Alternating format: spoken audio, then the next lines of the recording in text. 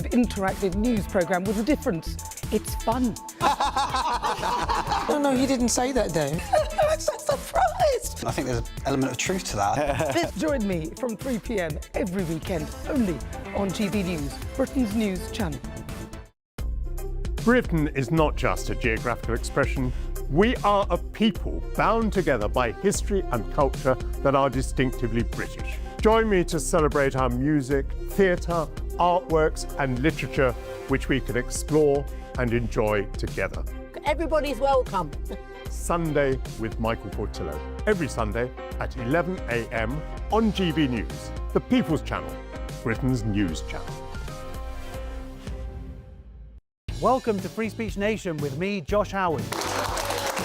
This is the show where each week we see what's happening in the world of culture, current affairs and politics. First we'll say, welcome to the UK. Oh, thank you. And we're not afraid to use our free speech so that you can use yours. It's not controversial in the slightest to anyone who hasn't lost their mind. Free Speech Nation, Sunday nights at 7 p.m. Only on GB News, the People's Channel, Britain's news channel. At GB News, we love to hear from you, our loyal community. So drop us a line at gbnews.com/yoursay. There you can talk to each other and also to the presenters live on air. gbnews.com/yoursay, because GB News is your channel, Britain's news channel. Breaking news, live updates, stories that matter. From the heart of the GB newsroom to every corner of Britain, with our team of dedicated journalists across the UK. GB News bulletins are there to deliver the latest news that matters to you. Bulletins on GB News, the People's Channel, Britain's news channel.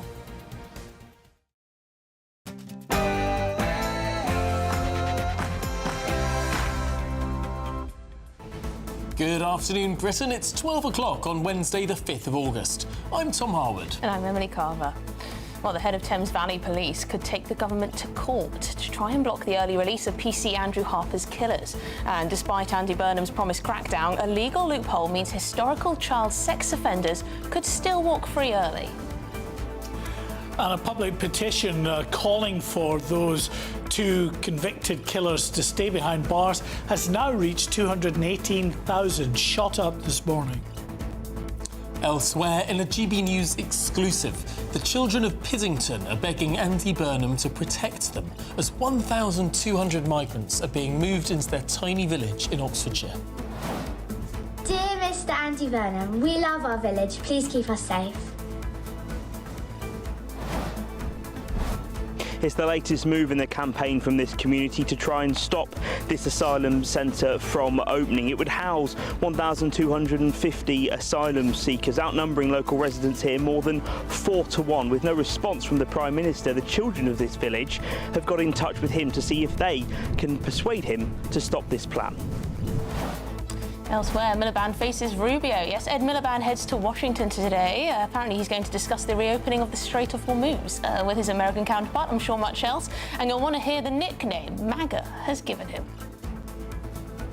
Here at home, Andy Burnham is being warned his first budget could send financial turmoil into markets as he tries to fund billions in new spending. And the Isle of Wight is packed today with thousands of holidaymakers for Cows Week and the summer getaway. We're live on the island. Well, it's one of the busiest weeks on the island for tourism, and people are visiting all sorts of attractions all over. We'll be visiting a few, chatting to some holidaymakers, including ones here at Black Gangchine, the oldest amusement park in the UK.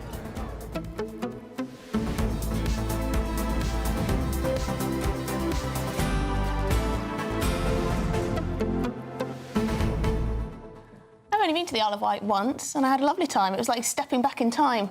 Tea rooms on every corner, little post boxes, cobbled streets. I actually went with my family for my 16th birthday. Oh, did you now? Yeah. What did you do? Just sort of had a nice one. Potted around? Yeah, it was August, saw the boats, you know, yeah. I remember feeling quite homesick when I came home to London. Oh, because it felt so different? Yeah. Oh. It's like the first time I'd actually felt homesick and it wasn't actually my home where I was. The first time I remember it vividly. First time I felt homesick was at the Scouts Centenary Jamboree. What happened? It was the first time I was away from home by myself for a long time, because I was a little Boy Scout, or maybe a cub. I think I might have been a cub. When was it, like 2006 or something? I don't know. How old you were then? You were about 9 years old. Yeah, 9 or 10. 9 or 10. Yeah. Well, there you go, a little bit of homesickness. Do you think this Piddington campaign's going to work? I think it might, actually. How can they go against the wishes of little tiny children? I mean, the thing is, They can't really now, can they? Surely the government has to say, you know what, maybe we'll axe this one. But the government can't... The reason the government can't do that is that then they've just told every single village and township across the country the way to stop a migrant centre opening near you is get your children to campaign against it. Yeah, but once they've started that precedent, then the government's entire scheme falls apart. But I think the governments do react to pressure these days, particularly when it's huge and continuous and on social media and everything else. I mean, look at the early release scheme. Andy Burnham has already written in lots of concessions, could go further. People banging the drum, petitions made. But I think this is a bit like how the government fought the campaign to get the migrant hotel closed in Essex, where it went all the way Bell up to Hotel. And it went all the way up to the High Court. That's true. And the government continued to fight it because even though they did want to close the hotel, they couldn't undermine the scheme as a whole and make it so that any local authority could just say ours must be now. The government had to decide it for itself. But Mark's here. Correct me if I'm wrong. Didn't the government actually argue that the rights of the migrants trumped those of the local citizens in this case? Well, in terms of they have a statutory duty to look after a migrant, and however uncomfortable that might be for a local community, that, effectively the rights of the migrants take precedence on this issue. That was the argument that they made to the court. But on this issue of whether the government is going to buckle up, I'm kind of with Tom. I don't think they are, because they want to learn the lessons from the previous government, which was a government that, when there was pressure, remember Linton-on-Ouse up in Yorkshire, another village where the former RAF base was going to be turned into a migrant camp. That's back on the agenda again. But the government bowed to the pressure there, and in a number of other instances at RAF Scampton, again, the public won that. So I think this government has decided, look, the way forward for a lot of these migrants is to get them into former military bases and other sort of former disused buildings that could be adapted for that use. They know they're going to run up against local opposition, but they believe it's worth fighting for. Well, we're going to be in Piddington, aren't we, with our reporter Jack Carson, and see if the locals are a bit more optimistic. We'll see. gbnews.com/your say. Do you think the government are going to listen to the people of Piddington? But let's get to the headlines with Tatiana Sanchez.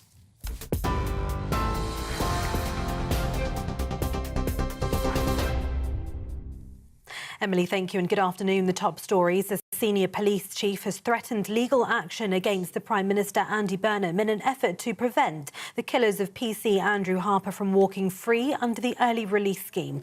The family of the murdered police officer have expressed outrage at the Prime Minister's decision to allow offenders convicted of manslaughter to be released early, branding the move an utter betrayal.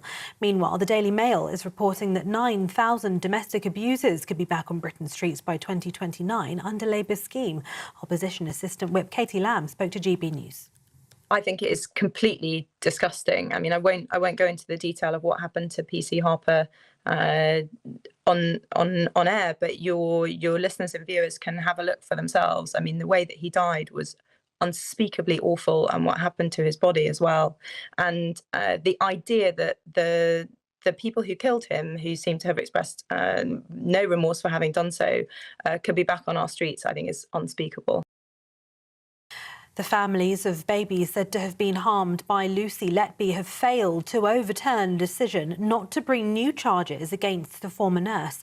In January, the CPS declined to charge the convicted serial killer with further counts of murder and attempted murder relating to 9 babies, including 2 who died, saying the evidential test was not met. After that decision, the families of 6 of the 9 babies involved challenged the decision via the Victims' Right to Review scheme. The CPS confirmed that despite an extensive review involving an independent prosecutor, the original decision had been upheld. Letby, now 36 years old, was convicted of murdering 7 babies and attempting to kill 7 others at the Countess of Chester Hospital between June 2015 and June 2016. Elsewhere, breaking news, police searching for a 13-year-old boy who got into difficulty while swimming in Humberside in East Yorkshire yesterday have now found a body. Formal identification hasn't yet taken place, but police said they believe it to be of the teenage boy. Chief Superintendent Phil Booker of Humberside Police said it's an incredibly heartbreaking outcome. Our thoughts are with the boy's family and friends at this devastating time. A man accused of killing a British woman and disposing of her body in a suitcase has appeared in court in Athens today. The body of 38-year-old Elizabeth Jane Ross was discovered by a homeless man in a derelict building in Athens on the 18th of July. The suspect is widely reported to be 26-year-old Sharif Ahmadzeh, an Afghan boxer who left his home country after being orphaned as a teenager. The authorities are yet to publicly confirm his identity. He made no comment as the case was deferred until Thursday, when it's expected he'll be formally charged. Elsewhere, Andy Burnham is not actively considering a public inquiry into the UK actions of paedophile financier Jeffrey Epstein, despite the victim's ministers saying the government was looking into it. Alex Davies-Jones suggested late last night that an inquiry was a possibility, adding the Prime Minister had agreed to meet Epstein's victims and was taking this very seriously. But it's now understood that a public inquiry is not being actively considered by Number 10. In other news today, single-sex spaces open to the public, like toilets and changing rooms, should be organised based on biological sex, according to official guidance that's come into force. The code, published by Equality and Human Rights Commission, says trans people should use either gender-neutral facilities or the ones that match their biological sex. The guidance was published in June, but is now in place in England, Wales and Scotland, despite opposition among some MPs. It comes 16 months after the UK Supreme Court ruled sex and equality law means biological sex rather than the gender someone identifies as. And FIFA President Gianni Infantino will meet with senior leaders of football's world governing body today as criticism of his now scrapped plan to sell off FIFA's commercial and event operations intensifies. After Secretary-General Matthias Grafström sent a highly critical internal memo to FIFA staff, Infantino summoned members of the FIFA Management Board to Morocco. Tuesday also saw Chief of Global Football Development Arsene Wenger insist he was not involved in Infantino's FIFA Forward Enterprise proposal, adding that aborting it was the absolutely necessary and beyond question. At the weekend, UEFA said it lost confidence in Infantino's leadership. Several member associations, including Wales, with England set to follow suit, have withdrawn support for his re-election. And those are the latest headlines. For now, more from me at 12:30. You can now watch GB News live across the United States of America and the world on Truth Plus. Scan the QR code to find out more, or visit gbnews.com/truth.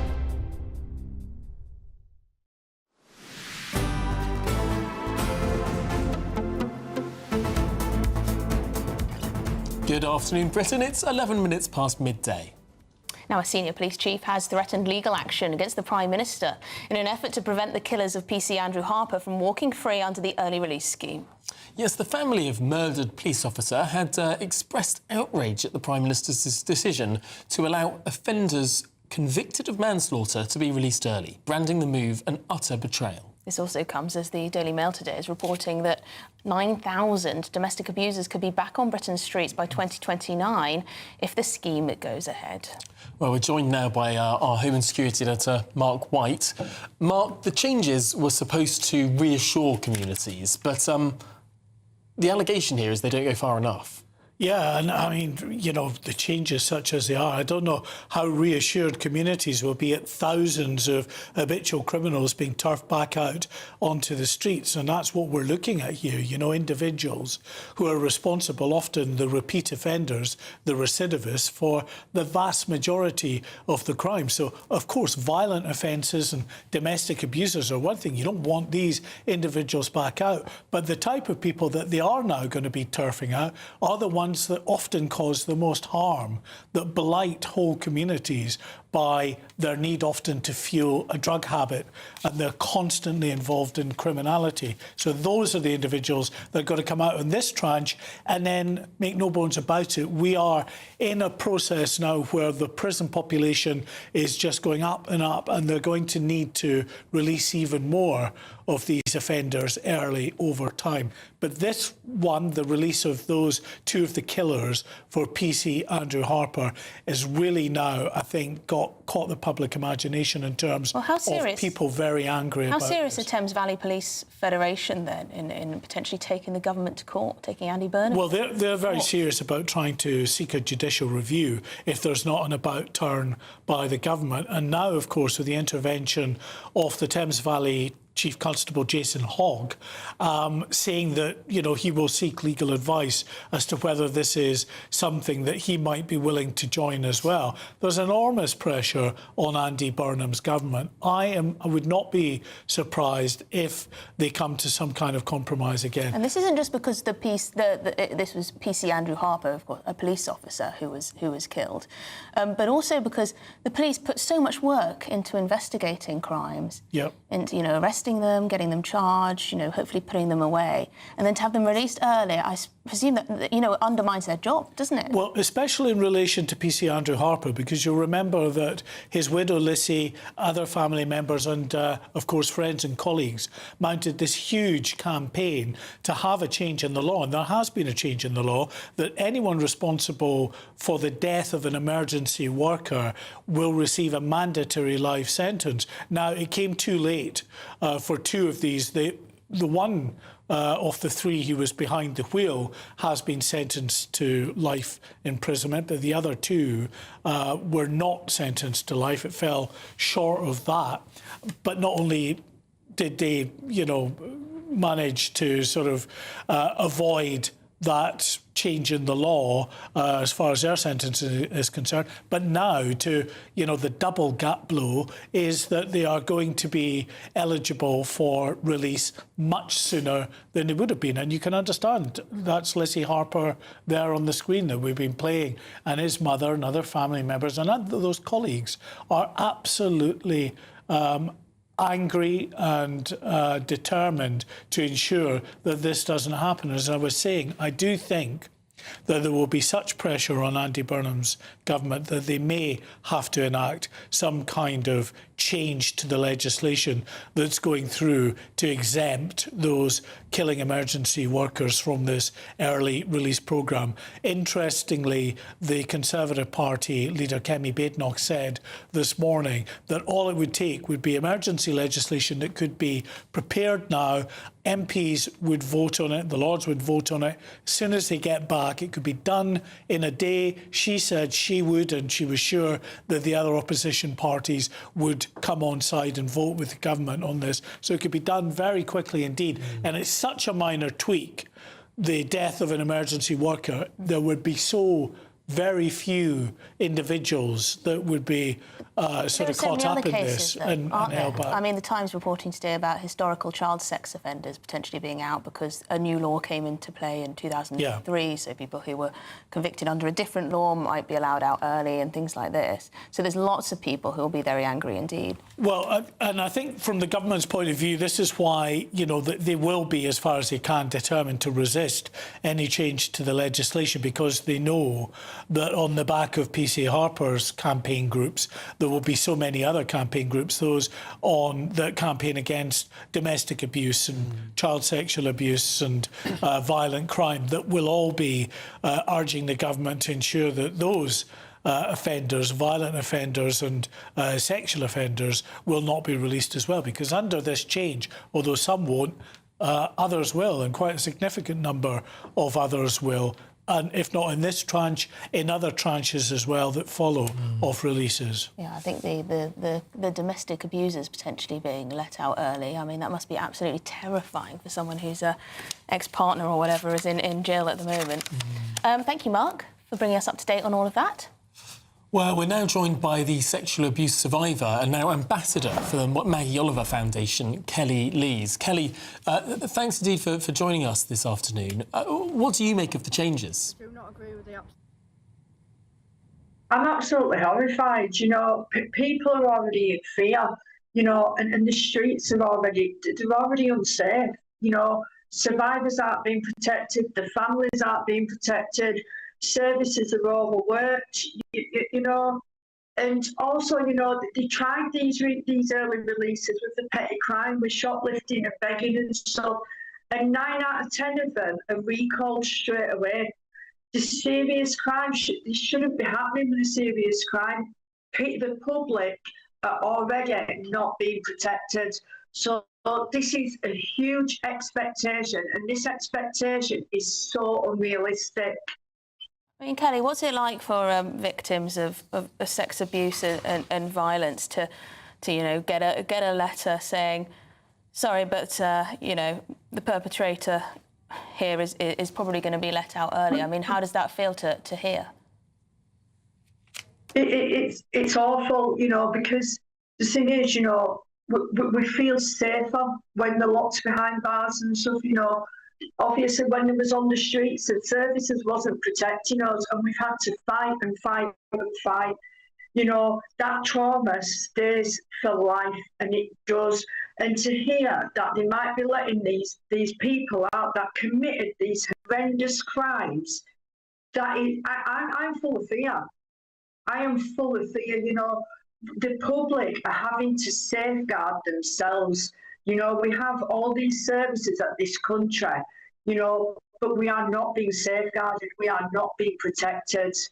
You're looking at pictures. This crime has already gone through the roof. Why are they on about releasing them? Yeah, I mean, we've just been looking at pictures of some of the criminals being released early. Can you remember exactly when that was, Tom? But they were popping the champagne and there was cannabis being smoked and sort of celebrations. It was September 2024. Yeah, and it was shocking to see, you know. They are not rehabilitated. They are not rehabilitated. They're celebrating, they're laughing at our systems, they're laughing at the government, and why wouldn't they? But then there's the victims and the survivors and the victims' families, and they're terrified and broken. And then they're not being supported with other services neither. You know, that every service is absolutely broken. You know, and what Andy needs to do is he needs to look at the bigger picture, because these systems are not fit for purpose. Releasing these perps is not the answer. He is putting so many women and children at risk, yeah, because of this scheme. But Kelly, what do you say to those? Safeguarding. That is not in the interest of the public eye. Are you not assuaged at all by Andy Burnham announcing that there will be more restrictions than the previous version of the scheme? That victims of the grooming gangs, for instance, those that were victims of serious sexual assault, will not see their abusers released, and the releases will be more limited now? I'm not convinced of Andy at all. You know, he's not the first Prime Minister. I've heard numerous things, you know, around the gangs and stuff. You know, if you look back at every Prime Minister, they've always brought our situation into play when it comes to for like votes of the people and stuff. I am not convinced of Andy at all. I think he's only paused this because he knows he has no choice and he really needs to rethink all of this. But, you know, if we're all honest, you know, the streets are already not safe. Domestic abuse survivors also, you know, there isn't enough refuges.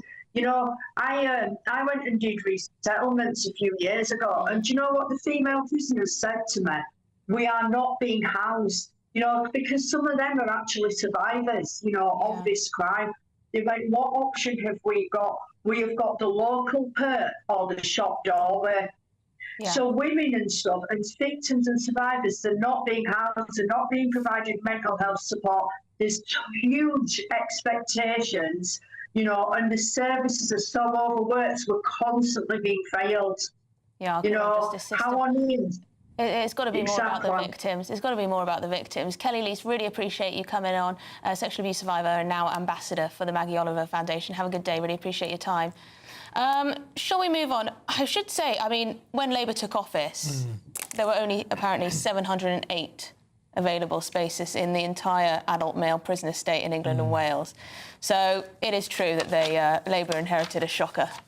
They did. I mean, it was extraordinary over the time that the Tories built an extra 482 prison places across the 14 years in office. That is bad. Well, that's the net number, because gross they built 13,500. But the tragedy was that they started a big prison building programme just at the start of COVID, where they closed a bunch of prisons, so they lost about 14,000 spaces. And then, because of COVID, the prisons that are going to replace the ones that they'd shut down with, a lot of them got cancelled, delayed, or ran into other problems. So the problem is they shut some prisons before they built the new ones, and then COVID destroyed it. That's the Conservative excuse for what went wrong with the prisons that so much building. government shut down, basically, while the pandemic was being dealt with. Yeah, but ultimately, the prison building programme came, 10 years into Tory government, or Tory-led government? If it had come earlier, it wouldn't have run into those problems, and there would be a lot more prison spaces. But I mean, it's pretty bleak if we have to start renting prison spaces in Estonia. I mean, come on now. But also impractical, because of the visitation rights that prisoners have. Well, so they have flight, can't they? Statutory rights in this country to be able to be visited by friends and family. So the government would then have to pay for the flights. Not conjugal visits. But one of the difficulties. In the States they do have. Anyway, the States isn't part of the ECHR. Anyway, no, of course not, but it's just interesting. Anyway, it's 12:24. We're going to move on because children in an Oxfordshire village have sent letters and video messages to the Prime Minister, pleading with him to keep them safe as he moves in. 1,250 asylum seekers are set to be housed nearby. Well, one child wrote, "I love living in Pidlington. I love playing in the park." And another wrote, "I love living in Pidlington because my sister, I can visit my sister's grave. I worry I won't be able to do that anymore." Well, there have been video messages too, exclusive on GB News.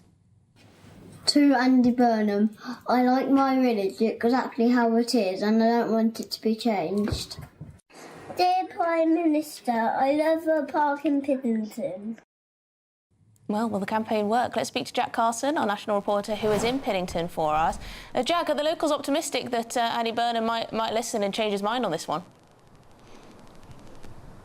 Well, the reason they've taken this next step really is because they hadn't had any correspondence at all from their previous reaching out, their previous attempts to reach out to the Prime Minister to try and get a conversation going. This is a seriously concerned community. It's a seriously tight-knit community. As I've been here this morning speaking to locals, there is a real sense here that they are going to be outnumbered by the number of asylum seekers that would be housed at the facility, which is just over the trees over my shoulder. This park, this community space where I am now is easily accessible from there, and that is where a lot of the concerns around the children's letters that have gone to the Prime Minister over the last 48 hours or so concern. It's 1,250 asylum seekers that would be housed in the proposed Ministry of Defence site. Now, it's not currently a military barracks, so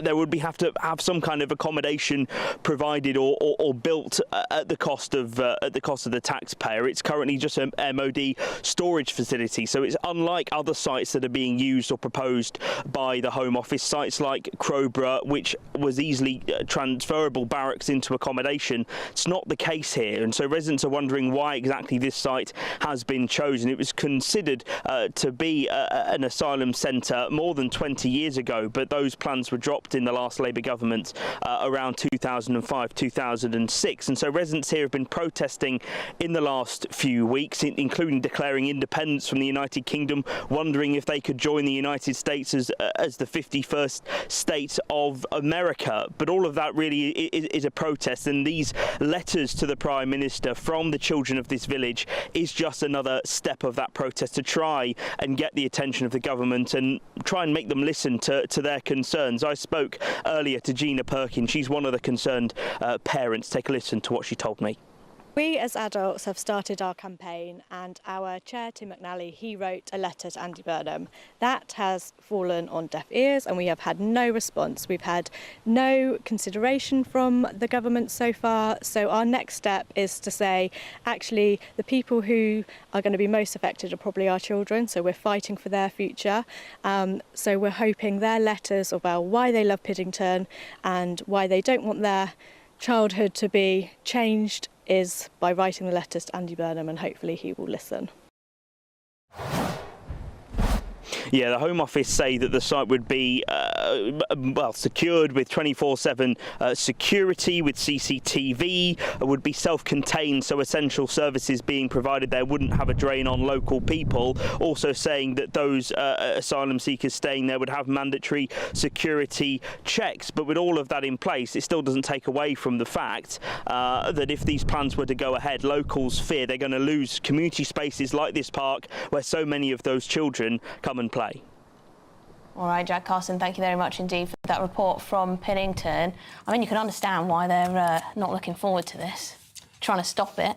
Yeah, you can understand why. You can understand why every single community across the country adjacent to a former military site will be thinking in the same way. That the issue is, I can't see how the government is going to relent on this, because it would mean relenting on the entire scheme, because every single village is going to be just as vociferous and saying, we don't want our village swamped, changed, everything else. I mean, a small village then sort of doubling in population overnight. I mean, it's a huge change that no community would necessarily want to see. But the government's committed to putting people in ex-army bases, and unless it comes up with another plan, which doesn't look likely. Like deportations might be nice. Yeah, I mean... Might solve the problem. Good luck with that. Yeah, well, a Home Office spokesperson said the concerns of communities are central to immigration reforms and that it is working with local authorities to fairly disperse asylum seekers across ex-military sites. Well, Piddington Parish Council has also been contacted for comment. Now, the Green Party leader, Zach Palansky, has held a press conference today in London in which he delivered an urgent message to the Prime Minister Andy Burnham on the impact of severe weather. We are facing the biggest threat to this country since the Second World War. I'm setting out what Prime Minister Burnham can do now to tackle the crisis. Extreme weather is now the new normal. And without action, the impact on the people of this country will be unimaginably grave. The threats we face are threefold. First, the threat to the safety of the population. Almost 3,000 people have died from the effects of extreme heat this summer. Well, there you go, Zach Palansky with his urgent message. Well, joining us now is GBNews chief political correspondent Catherine Forster. Now, Catherine, you were in the room. Do you think Andy Burnham feels the need to listen to Zach Palansky on policy?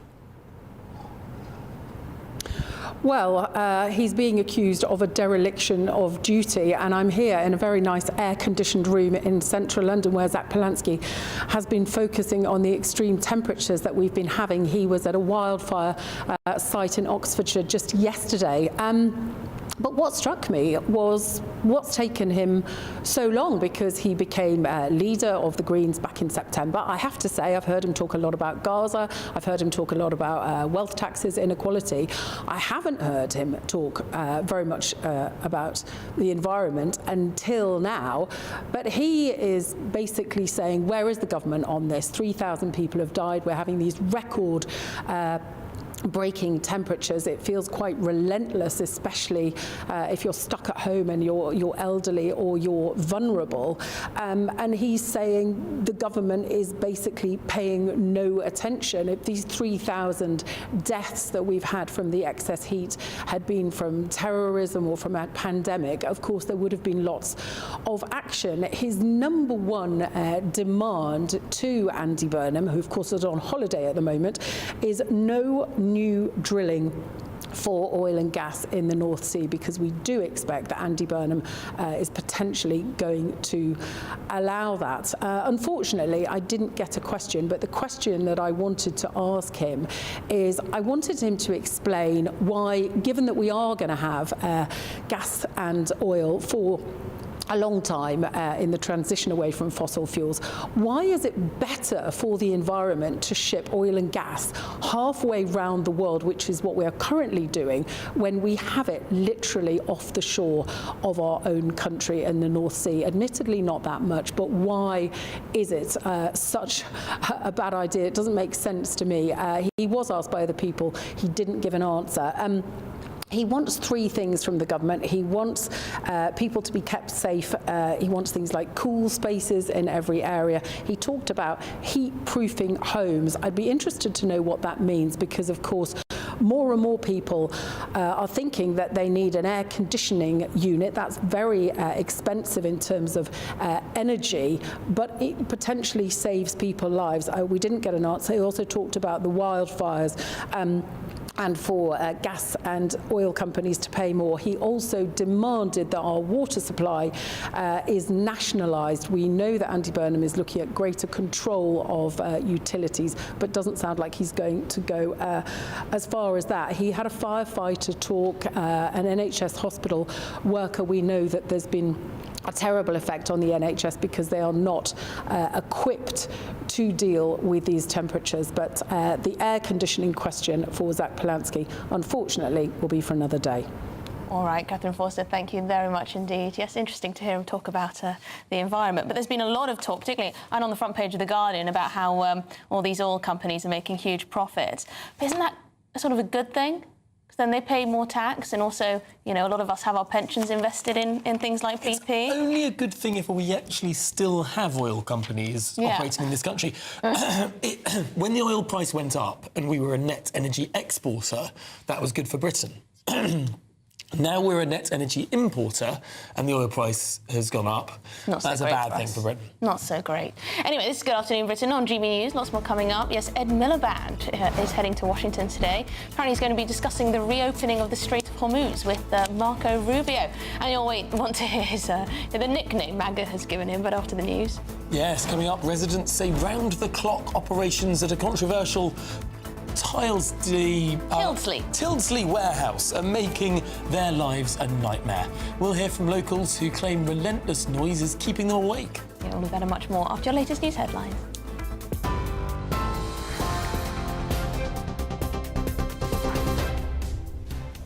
Good afternoon. The top stories. A senior police chief has threatened legal action against Prime Minister Andy Burnham in an effort to prevent the killers of PC Andrew Harper from walking free under the early release scheme. Police searching for a 13-year-old boy who got into difficulty while swimming in Humberside in East Yorkshire yesterday have found a body. Formal identification hasn't taken place yet, but police said they believe it to be of the teenage boy. Guidance on use of toilets and changing rooms as single-sex spaces comes into force today. The code says trans people should use either gender-neutral facilities or the ones that match their biological sex. And Gianni Infantino has summoned senior leaders of football's world governing body to a meeting in Morocco today after another day in which he's faced criticism of his plan to sell off FIFA's commercial and event operations. Those are the latest GB News headlines. More at 1 o'clock.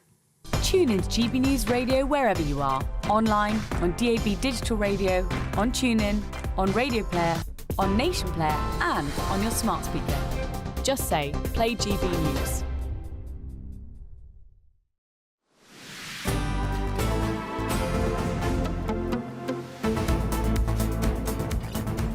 Good afternoon, Britain. It's 12:36. Now, this next story is slightly worrying.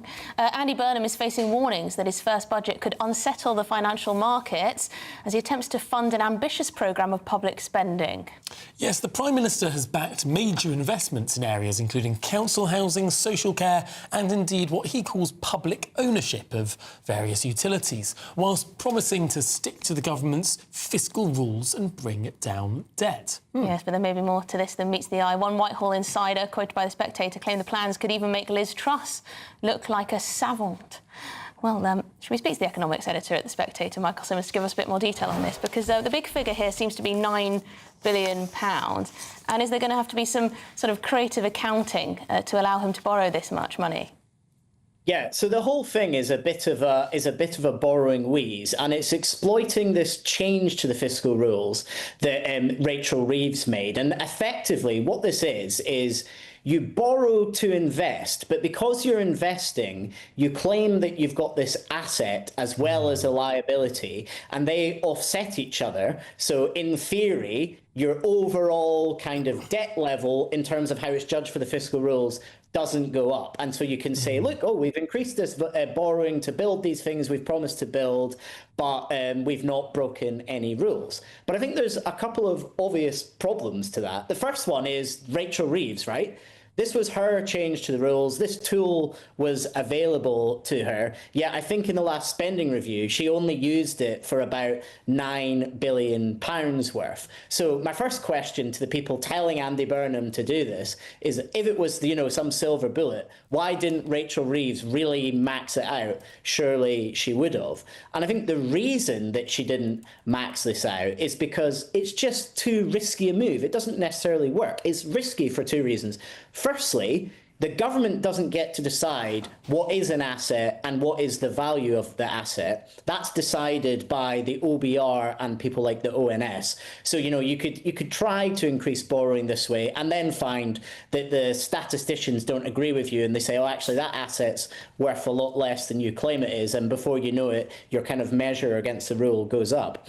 But even if you convince the bean counters that these are serious investments and it's worth doing, you still have the problem of you have to go to the gilt market to raise the cash for the initial investment. And you're going to be doing that at times when yields are the highest they've been for decades. So it's still going to increase debt in the short term, even if it fits within your rules. So this is a wheeze that, they might squeeze out a few extra billion at this budget. But in the grand scheme of things, it's not going to make a blind bit of difference to our public finances.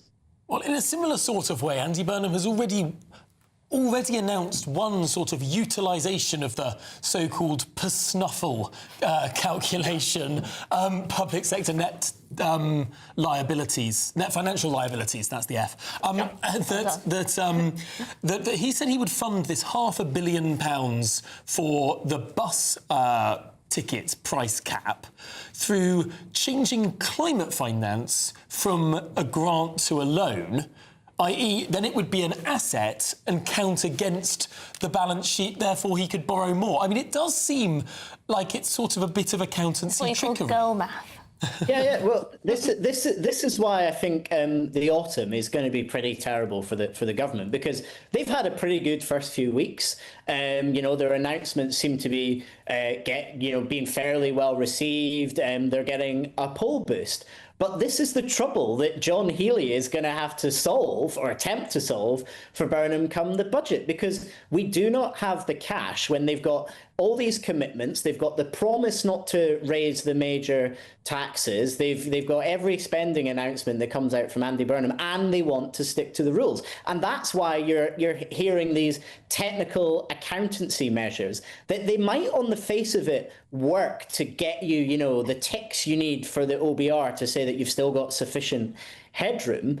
But people in the market, the actual strangers that we borrow this money from, they don't care about how it's accounted for or what rule it meets or what rule it doesn't meet. They just care about the overall direction of borrowing. And it doesn't matter if you put this in the asset column or the liability column or you put it in a different book. They just see the numbers going up and up and up. They see inflation expectations looking bad into the long term. And I think Andy Burnham is going to potentially come unstuck here, because within those political constraints we've talked about, he doesn't have the room to make the major fiscal changes, whether that's bringing in some sort of austerity program, which he clearly wouldn't want to do, or massively raising taxes. He's not able to do that. So we're just going to have more of what we've become used to over the last few years, which is little tweaks around the edges that don't make a difference really to anyone's life. Well, I guess he's hoping that this is all going to bring about some economic growth. I'm not sure how, but Michael Simmons, thank you very much indeed. Economics editor at The Spectator. I was trying to think of an analogy, sort of with a designer handbag, if I could sort of recategorise it as some kind of public asset. Yeah, your net wealth remains neutral If you spent a lot of money on the handbag, you could say, no, I haven't, because look, I have the handbag now, and that's worth the same amount of the money that I've spent on it. Therefore, I haven't spent any money at all. Something like that. Anyway, in other news, residents living next to a controversial warehouse in Tyldesley say their lives have been turned upside down after round-the-clock operations began. Well, early morning and late-night works have left locals complaining the noise is keeping them awake through the night. Well, GBNews national reporter Sophie Reaper is on this story for us. Sophie, this has been going on a long time, hasn't it? It has indeed. I think it was just under a year ago when we were first here, and this monstrosity behind me was just the bare bones. But as you can see now, it is fully formed and it is massive. It is 60 feet tall. That is more than 10 of me stood on top of myself. So that just gives you a sense. But until you're here, Tom and Emily, you just can't even gauge the size of it. But that now is the least of the worries of the residents here in Astley. Now they're concerned about the fact that Whistle have moved in. It's a 24/7 operation. Just take a listen to what the residents are having to endure overnight.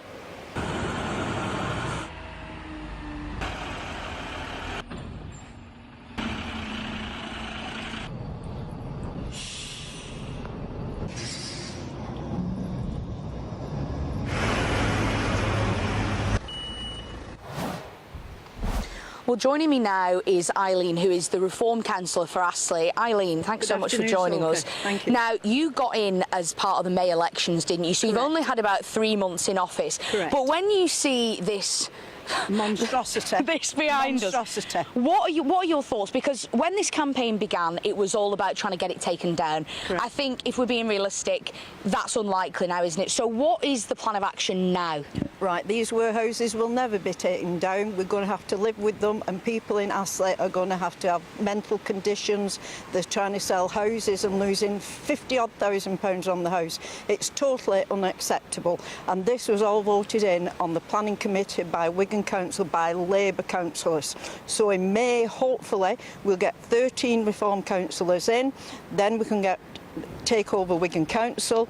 We can then do site visits for anything like this. There was never ever a site visit done here, never. So I hope the planning committee are shaking their heads because they've got mental conditions here because of these things. I'm hoping now that the government, because Andy Burnham, who is now Prime Minister of this country, is a local lad. He's been here to see it. He would actually do compensation for the residents of Astley, which they need it. They need help. They need everybody behind them because these monstrosities are going to be built everywhere. Everywhere around here you're going to have these warehouses, and it's absolutely disgraceful. Eileen, what are the residents here saying to you? Because you mentioned that people have got mental health conditions. I know you told me earlier that some are on antidepressants even. That there are houses, Tom and Emily, literally just here, like a stone's throw away, maybe 50 metres away, and this is what they're having to live with. So what are residents saying to you? They're saying that they've lost their lives. This is impacting on their lives 24/7.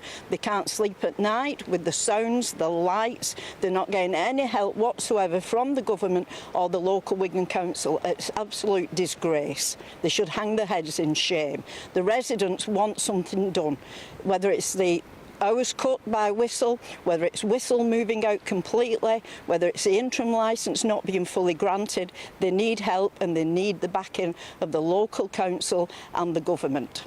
You mentioned the government and you mentioned our new Prime Minister there. Of course, he said at the time, Andy Burnham, didn't he, that he wanted to do help, but now he hasn't. He didn't have the power at the time. Now he's got the ultimate power. Correct. Just in a few words, if you had a message to the Prime Minister, just a couple of sentences, what would that message be? Andy, you're a local lad. You've been here. You know Astley. Please help these people here. They desperately need your help. They're looking to you because you're the main man of the country. You can help them. You can do things. You can get either Peel or the government to give them compensation, but they need your help, Andy. Please do it.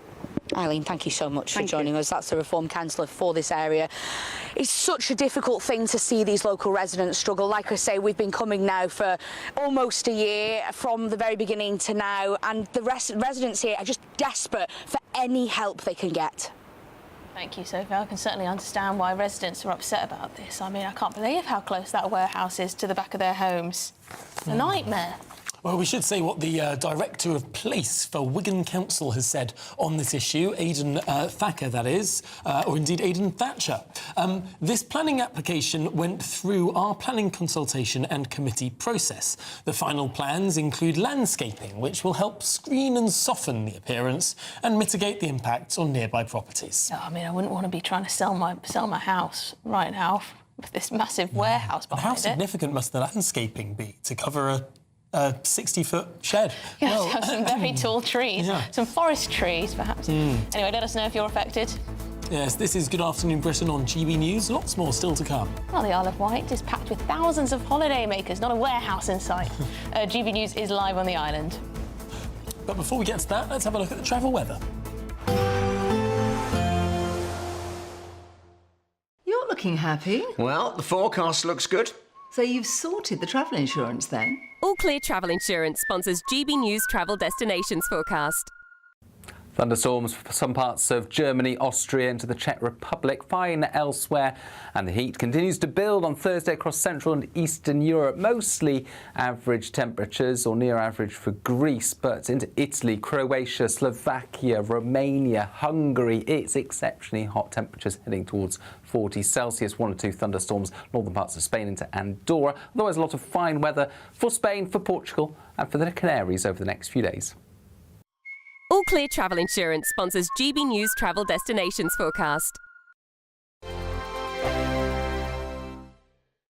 Hello, very good day to you. I'm here from the Met Office with your GB News weather update. Now, it is going to be another rather wet day across northern parts with some strong winds to watch out for, but further south it's staying largely dry. That's because we're further away from the low pressure system, which is sitting across northern areas, bringing unsettled weather here. There's a front which wraps around western parts of Scotland, pushing into Northern Ireland, bringing some rain here, and outbreaks of showery rain also across much of Scotland and into parts of northern England and North Wales. The heaviest showers likely across eastern parts of Scotland. A good chance there'll be some thunder, some hail, could cause some problems with potential downpours. Further south and southeast, lots of dry, sunny weather, but temperatures down markedly compared to yesterday. It is going to be windy for many places, especially across parts of northern England and Northern Ireland. Blustery in the south, but staying fine here for many as we go into the evening. Just a few showers across parts of southwest England. Further north, northern England, North Wales, Northern Ireland, plenty of showery rain into the evening. And then western parts of Scotland, a damp end to the day here with some persistent rain. Further east, it's those hefty, thundery downpours that we need to watch out for. We could see rainfall totals topping up to around 40 millimetres perhaps, so that could cause some problems. Overnight, the heaviest rain, the more persistent rain in the north, is gradually going to break up and ease, and a lot of it will clear away to the North Sea. Nonetheless, staying quite cloudy with further rain at times across northern parts. In the south, however, it's dry, lots of clear skies and temperatures down compared to recent nights. Mid-teens, really, for many places, low teens, even single digits in some places. Through tomorrow, there will be a bit of showery rain here and there, but nowhere near as much as we've seen through some recent days. A few spots, mainly across some northern parts, perhaps a couple further south, but generally across many southern areas. Again, it's going to be another dry day with a decent amount of bright or sunny weather, but temperatures down a few degrees. Thank you, Britain, for the thousands of you who are becoming friends of GB News every week. You're not only watching and listening to our programmes, you're becoming part of them too.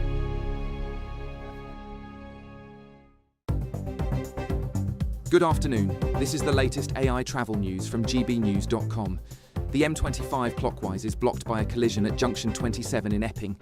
The M1 is closed between junctions 16 and 18 near Daventry, causing delays from junction 15A at to 16. The A43 is closed at junction 15A in Northampton due to a spillage. North of the border, the A9 northbound is restricted at crossgates in Broome of Dalrioch due to a broken down vehicle. Across Wales, the A5 at Menai Bridge is closed. And on the trains, Cross Country and Great Western Railway services have reduced service between Newport and Cardiff Central. For more travel news, go to gbnews.com.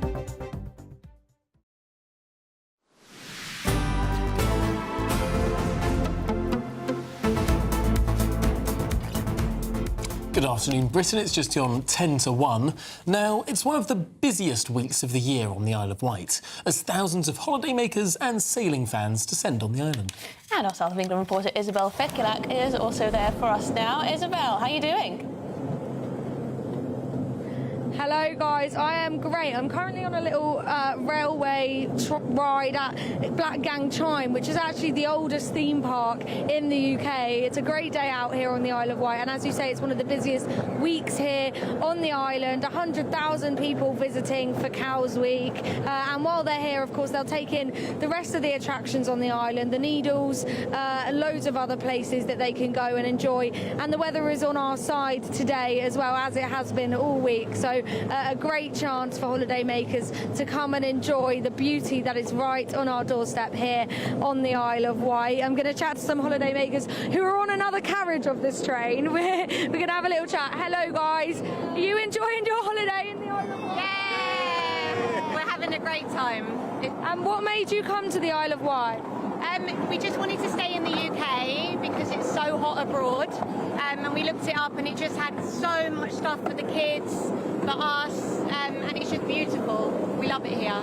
Do you say you're choosing now to stay in the UK more than going abroad? Yeah, absolutely. With the heat, especially with these guys, it's just too hot to go abroad. And what's better than getting on a ferry? You feel like you're actually going on holiday. That's why we chose it. Absolutely. Have you guys been having fun? Yeah. What's your favourite thing about the Isle of Wight? The rides. Rides? Oh, brilliant. Thank you, guys. We have tried to go on some of the other rides, but it's a little bit windy today. You'll see this amusement park this theme park, is right on the edge of the seafront. If you just look around that way, you can see the beautiful seas, the English Channel there.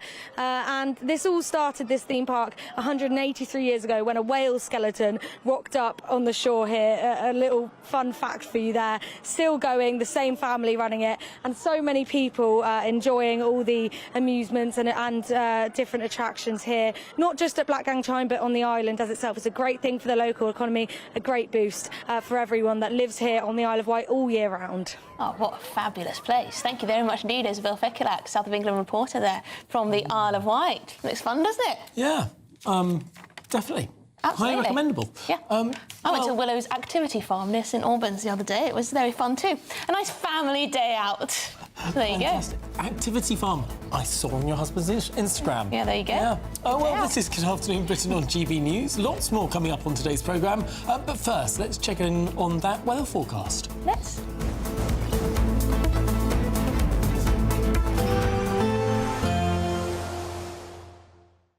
Expect warm spells with the odd rude interruption. Boxed Boilers sponsors the weather on GB News. Hello again, I'm here with your GB News weather forecast from the Met Office. Now there is some heavy thundery rain across northern parts, Scotland in particular at the moment, but that's easing through the next 12 hours or so with a lot of dry weather to come for tomorrow. There's still low pressure over northern parts at the moment, and that's leading to the unsettled weather we have here. So still some persistent rain down the western side of Scotland feeding into Northern Ireland, and then that heavy thundery rain across eastern parts of Scotland, and some outbreaks of rain across parts of northern England and Wales overnight, but a lot of the rain will be breaking up, clearing through, turning less heavy. Further south, it's staying dry with clear skies here, and worth bearing in mind, we have fresher air coming through, so temperatures will be a bit lower this coming night than they have been through some recent nights. First thing tomorrow morning, it is going to be quite cloudy across particularly central and eastern parts of Scotland, and there will be some rain around, but it's not as heavy, it's not going to be as widespread or as frequent as the rain that we've seen through some recent days. Western parts of Scotland seeing some sunshine through the morning, and across Northern Ireland it's similar. A few spots of rain, yes, but also some sunny breaks. Also across some parts of northern western England and Wales, the odd bit of rain not out of the question, but generally dry with some sunshine. The greatest chance of the sunshine though will be across central and eastern parts of Scotland. Through the day tomorrow, it is going to be much drier than recent days across northern areas. A few outbreaks of rain here and there, but generally dry with some sunshine. Again, the greatest chance of the sunshine will be across more southern and also some eastern areas. Worth noting with that fresher air, though, temperatures here will be down several degrees compared to today. We're looking at highs around 22, 23 Celsius, so still feeling warm in any sunshine. Later on through the evening, it's looking fine for much of the country, but towards the far northwest, a bit more cloud building and a bit of rain arriving later on. Friday looks largely fine for many places, but in the north over the weekend it's going to be quite unsettled with some strong winds and some rain, hotter in the south. Expect warm spells with the odd rude interruption. Box Boilers sponsors the weather on GB News.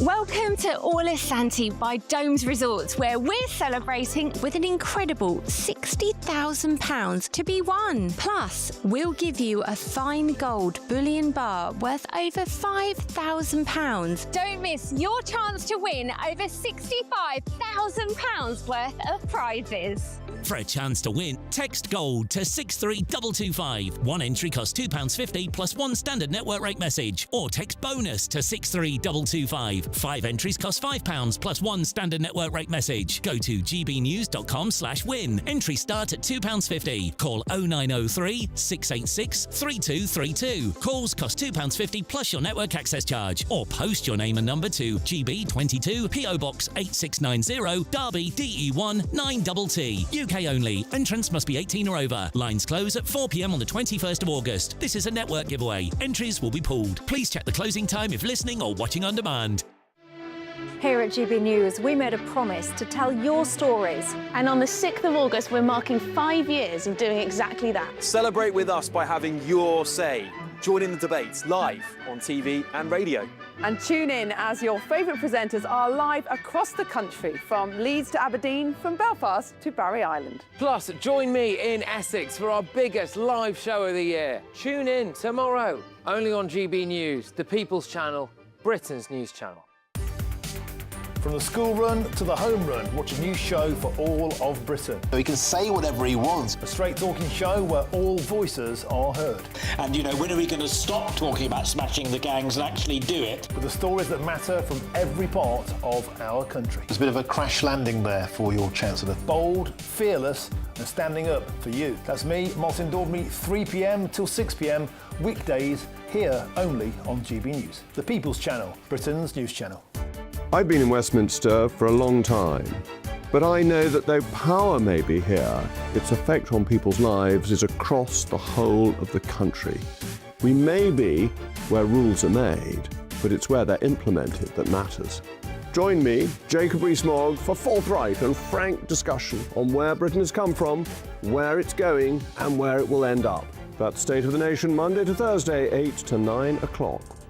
Vox Populi, Vox Dei. Exciting news. Every Friday, my Patrick Christie's Tonight Show is going to have a twist to it. We're welcoming some special guests. You. That's right, on Fridays I'm going to be doing my show in front of a live studio audience, because this show is about you and what you have to say. It's going to be the same big debates, same big topics, same big opinions, but every Friday night at 9 p.m. you are invited to come on down to Patrick Christie's Tonight to be a part of the action. Only on GB News, the People's Channel, Britain's news channel.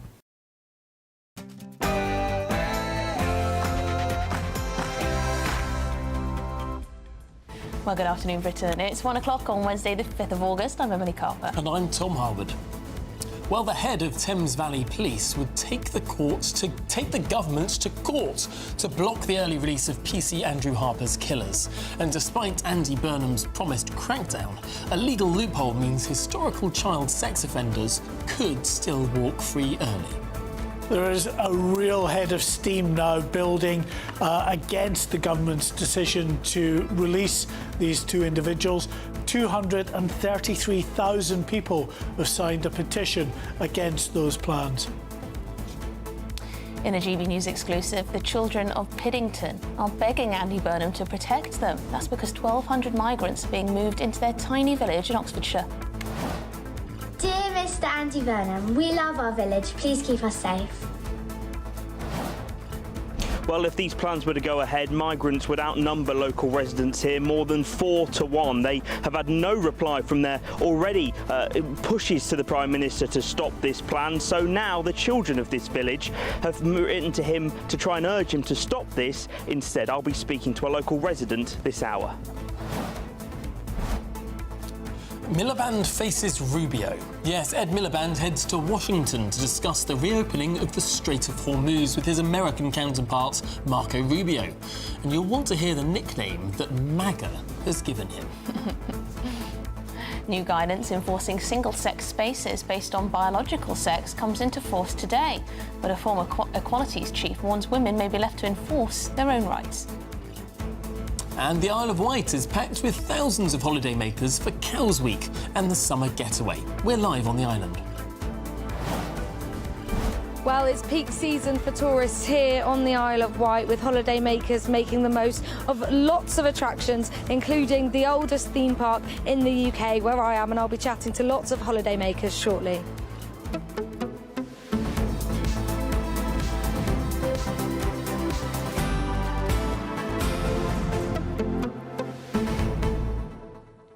Well, there you go. Let's talk about today. Yeah, on that single-sex guidance, I mean, so it's coming into force today. So that means schools, hotels, public spaces will all have to say that you can only use toilets, for example, if you're biological sex.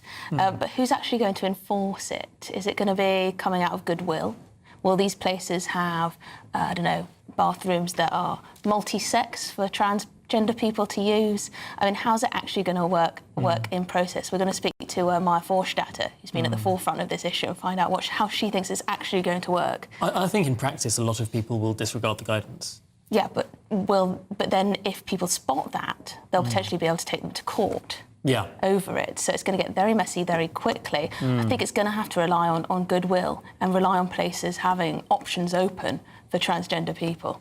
Because I can't imagine that someone, if they've gone through all the surgery and whatever, to become a woman or a man, is going to then go back to their biological sex bathroom. I can't see it happening. So how's it going to be enforced? Are women going to be in the bathroom saying, "Oi, I think you're trans, get out"? Don't think so. And then, I mean, what if they get it wrong? I mean, there have been cases where, you know, women who were born women but are kind of butch, lesbians and the like, have been shouted at by women, telling them to get out of the bathroom because they think that they're trans men, but they're not. They're women and were born women. They just have a short haircut. And, I mean, this stuff can get really messy really quickly. Yeah, I think most sensible people would say we need a sort of separate facility available for people. But let's see what Maya Forstatter has to say of Sex Matters. I'm sure she'll have some strong thoughts on that one. GBNews.com/your say is the way to get in touch. Lots to get it. And we will reveal what Ed Miliband's nickname is. We've been teasing this for the last hour. Yeah, it is quite funny. It's quite funny. Yeah. But let's get to the headlines with Tatiana.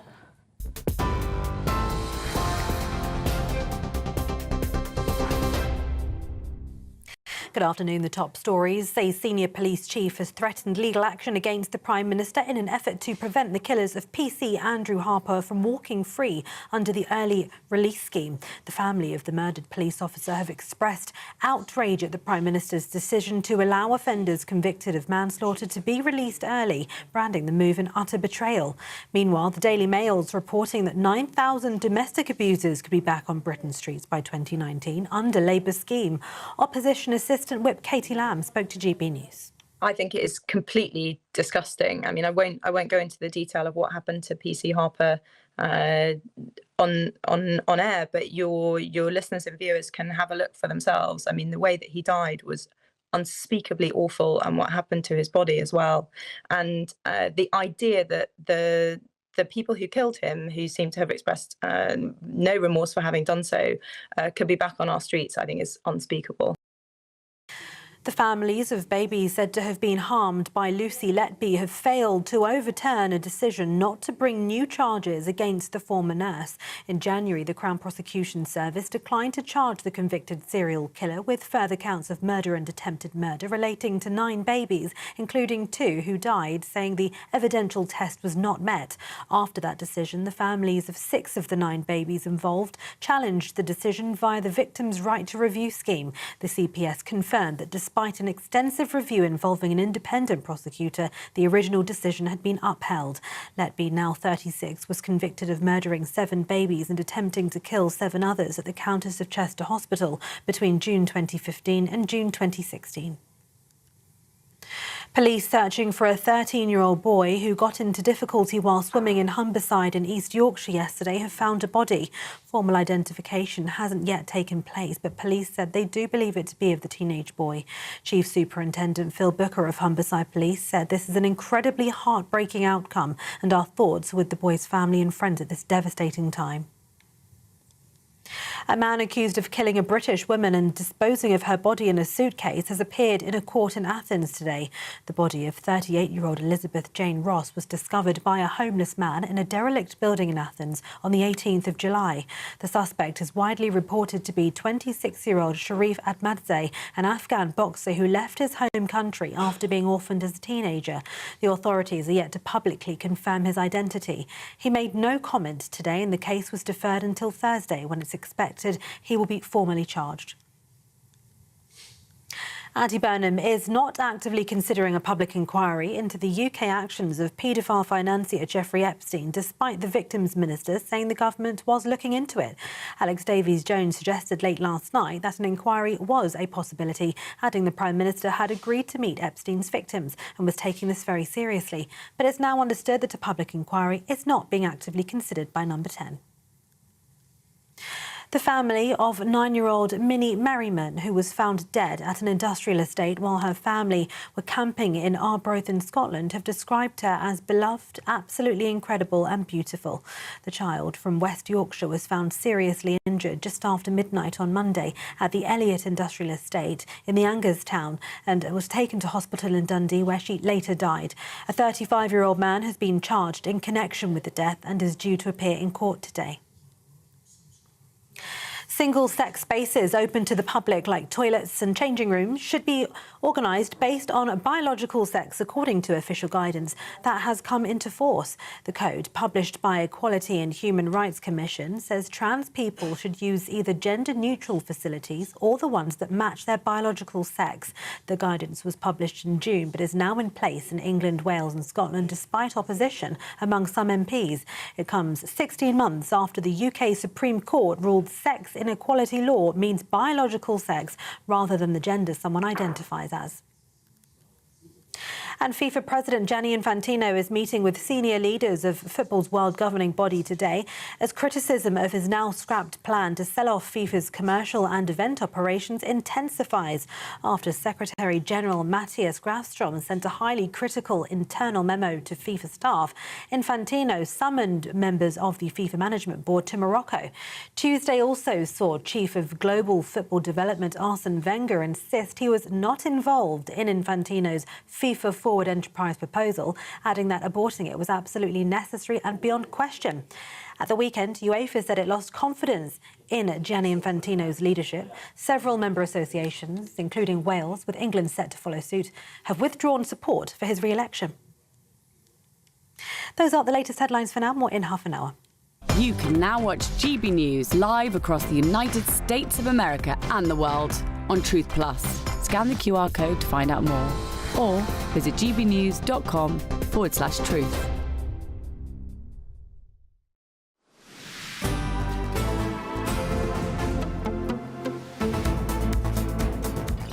Okay, it's 1:10. Now, a senior police chief is threatening legal action against the Prime Minister in an effort to prevent the killers of PC Andrew Harper walking free under the early release scheme. Well, the family of the murdered police officer has expressed outrage at the Prime Minister's decision to allow offenders convicted of manslaughter to be released early, branding the move an utter betrayal. This also comes as the Daily Mail is reporting that 9,000 domestic abusers could be back on Britain's streets by 2029 under this scheme. Well, we're now joined by our Home and Security Editor, Mark White. Mark. Well, in terms of this issue, particularly around those two of the three convicted of killing PC Andrew Harper, there is a real head of steam that's now building with regard to this. And I think that it may prove to be just too much for this government to resist. There are calls for the government now to enact some emergency legislation, a small change to the legislation on early release that's going through Parliament that would mean that those convicted of killing an emergency services worker would be exempt from that legislation, so they wouldn't be released, these two individuals. Remember, the third man, the one that was behind the wheel of that car, was... Can you just remind us the details of this? It was pretty Yes, horrendous. it was back in 2019 in a rural community in Thames Valley. PC Andrew Harper responding to reports that a quad bike was being stolen by a group of people when he and his patrol car chanced on the scene. He found the vehicle that the thieves were driving, trying to tow this quad bike away. He then responded. They took off with the tow rope still behind it. He got his legs caught up in this tow rope, and they continued driving at high speed down this country road for more than a mile before Andrew Harper eventually, his body detached from the tow rope itself, but not before he had suffered catastrophic and fatal injuries. An absolutely horrific case. Terrible that his family, friends, colleagues have had to go through that. In the wake of that, they campaigned for a new law that's since been enacted that means anybody that is involved in the killing of a member of the emergency services is automatically given a life sentence. It was too late for the trial of the individuals involved in his killing, but now, of course, the news that not only were they not jailed for life, but actually they'll get out even earlier than was initially the plan, has enraged them. Gut punch is what Lizzie Harper, Andrew Harper's widow, describes it as, and that's why lots of people have come in behind him. It's a petition now at 230,000, 233,000. It was 160,000 when I came in this morning, so it's really shooting up. This is in the space of just over 24 hours. And in addition Sorry, just on that, so that means that they'll have to debate it in Parliament, yes, surely? it will, absolutely, yeah. And in addition to that, you've got the Police Federation now actively looking at launching a legal challenge in the form of hopefully a judicial review. And today, the Chief Constable of Thames Valley Police confirmed that he is instructing lawyers to look at whether it's something that the force might be able to join in with, this Police Federation legal action. OK, well, Mark White, thank you very much indeed. Let's turn now to the criminal defence solicitor, Marcus Johnston. Because, Marcus, there will be many victims of crime who are still feeling, frankly, none the wiser about this scheme. That's right, Tom. It's a very sad day for the families of the murdered the police officer. To have a scheme where prisoners can be released at such an early stage is really devastating for them. But it's a very sad indictment on the state of the criminal justice system at the moment. We're seeing offences across the board now where people are spending very little time in prison. Even for very serious offences, very little time is actually spent behind bars. And so going to prison is not really a deterrent any longer. I think many of your viewers will probably agree with that.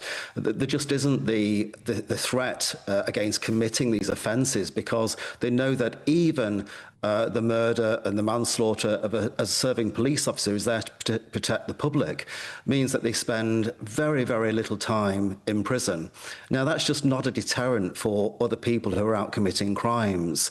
And even the government's new scheme, the new early release scheme, to get prisoners out of prison early, it is just such a sad state of affairs for the criminal system. There's just no deterrent if people get sentenced to a large time in prison and then they're out in the matter of months, possibly a couple of years. It just doesn't make any sense at all. Yeah, we're just looking at a picture of the two who could be released early, and they don't seem to be showing any remorse, do they?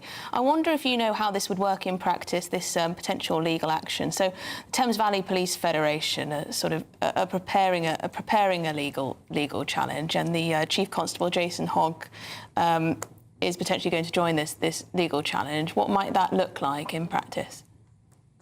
I think it will be difficult to achieve it. I mean, the easiest way is simply for the government and the politicians to actually change the law to include all offences or selected offences. But if you're going to exclude manslaughter from these provisions, then anybody who's convicted of manslaughter will be subject to the early release. So there's lots of other offences that we keep coming across loopholes in all different types of legislation. And what happens is the lawyers will find a loophole for their client to fit into, and therefore it's early release. So you'll have murder and those subject to murder will be released probably 2/3 of the way through, but they're not subject to the early release scheme. But somebody who's committed manslaughter will be subject to early release and therefore could be released perhaps halfway through. And then there could be other reasons why they're released even earlier with the home detention curfew. So we are entering a stage where it becomes so confusing. Nobody really understands how this release scheme actually works. There's so many conditions to it, exclusions, loopholes to it.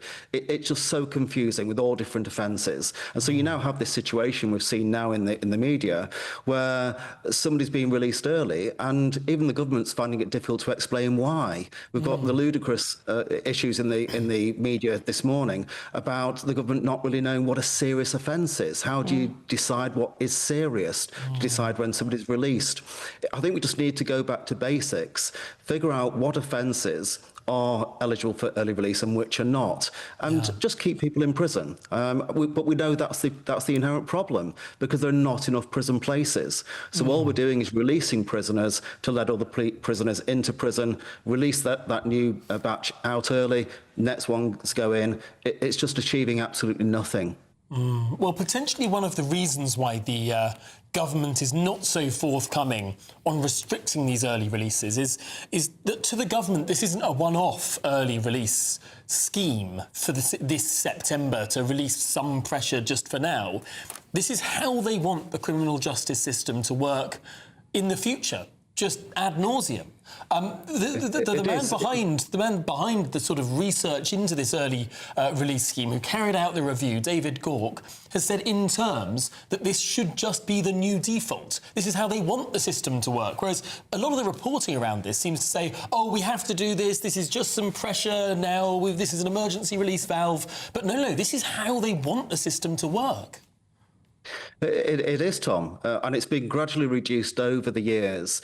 It's a complete con on the British public to sentence somebody to, say, 15 years in prison. It doesn't mean 15 years in prison at all. It often means very little. If I can, let me just give you a quick example. I was just writing down some calculations earlier. Let's say you've got somebody who's committed three sexual assaults against an adult and receives 6 years for each of those sexual assaults. The maximum is 10 years for each. But let's say they get 6 years for each sexual assault. That's 18 years in total. Now, we know that they only serve that concurrently, not consecutively. So that means it's just 6 years maximum. Now they'll be subject to serving 2 years in prison. They only serve 1/3. Less time on remand. Let's say they served 18 months waiting. They'll serve 6 months in prison when the total sentence was 18 years. Now, that doesn't make any sense to me as a lawyer, and probably doesn't make any sense to any of your viewers.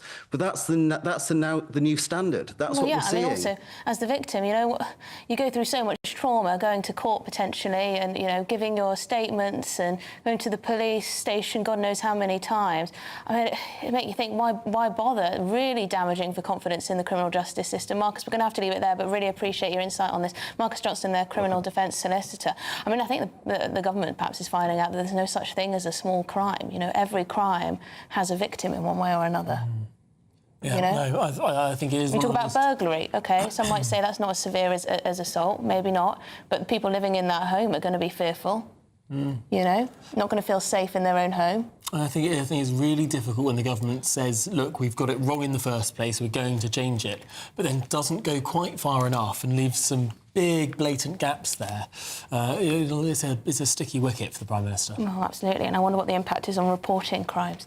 Anyway, children in an Oxfordshire village have sent letters and video messages to the Prime Minister. They're pleading with him to keep them safe from the 1,250 asylum seekers set to be housed nearby. Yes, one child wrote, "I love living in Piddington. I love playing in the park." And another wrote, "I love living in Piddington because I can visit my sister's grave. I worry I won't be able to do that anymore." There have also been video messages too, exclusive on GB News. To Andy Burnham, I like my village exactly how it is and I don't want it to be changed.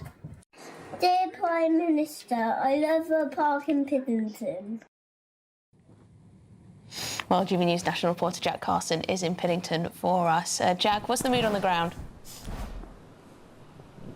Well, let's get a sense of that, shall we, with local resident here, Ian. I mean, Ian, 1,250 asylum seekers plan to be put in a centre essentially over those trees. I mean, in this community of less than 300 people, how does that sound? How does that feel for you as a local here?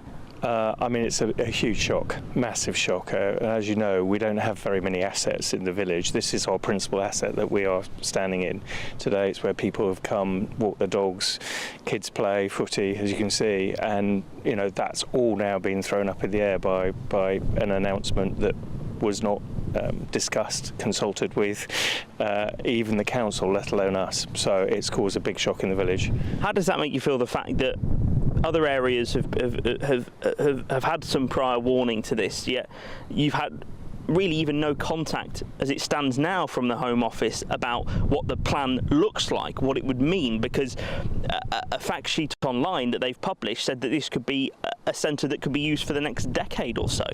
Yeah, I mean, I think that's one of the things, I mean, that has caused the greatest consternation in the village. We have no idea. We still don't know exactly what their plans are. You've correctly sort of summarised the headlines, but we don't know anything about security. We don't know how we're going to be protected through this process. We don't know where, we don't know anything. And for a village, or for any town or city or village in this country to have that little input, the council haven't had it either. They were surprised. The MP was as well. So this is, you know, been thought of for some considerable time by the government, but not shared with anybody locally, and that's just not right. And there's been different forms of protest, one being declaring independence from the United Kingdom. The newest and the latest in the last 24 hours or so is the children of this village sending letters to the Prime Minister. What do you hope that achieves? I mean, a couple of things. I mean, one, it's a real issue. We've got sort of 50 kids in the village. This is where they come and play, and this is, you know, as you talk to the parents who've got these children, this is a massive concern. They've moved here to build their lives, and suddenly they are going to be worried about what this means for their kids. So that's the underlying thing. Secondly, we had a big village party here 2 weekends ago, and the kids were amazing. They painted the stands, you can see, and they became so passionate about what this meant. So then we thought, well, actually, let's let them have their voice. So, as you know, a lot of letters have gone off to Andy Burnham, and we shall see what comes of it. But it's actually been very powerful for the village as well, because it kind of brings it to the head what this actually means. All right, Ian, thank you so much for joining us this afternoon. Of course, the Home Office said that this site, if it was to go ahead, would have 24/7 security and other measures to try and ensure the security of the site and these residents. But as you heard there from Ian, there are a lot of concerns, mainly about the safety of the children and the residents that live in this village. Well, Jack Carson, thank you very much indeed. The Home Office spokesperson has said the concerns of communities are central to immigration reforms and that it's working with local authorities to fairly disperse asylum seekers across ex-military sites. The Piddington Parish Council has also been contacted for comment. Well, this is Good Afternoon Britain on GB News. Lots more still to come on today's programme. Well, yes, new guidance enforcing single-sex spaces based on biological sex comes into force today. But a former equalities chief warns that women may be left to enforce these rights on their own. But after the break, Ed Miliband heads to Washington, D.C. to discuss the reopening of the Strait of Hormuz with his American counterpart, Marco Rubio. And you'll want to hear the nickname MAGA has given him. Yes, all of that and more to come. You're GB News, Britain's #1 news channel.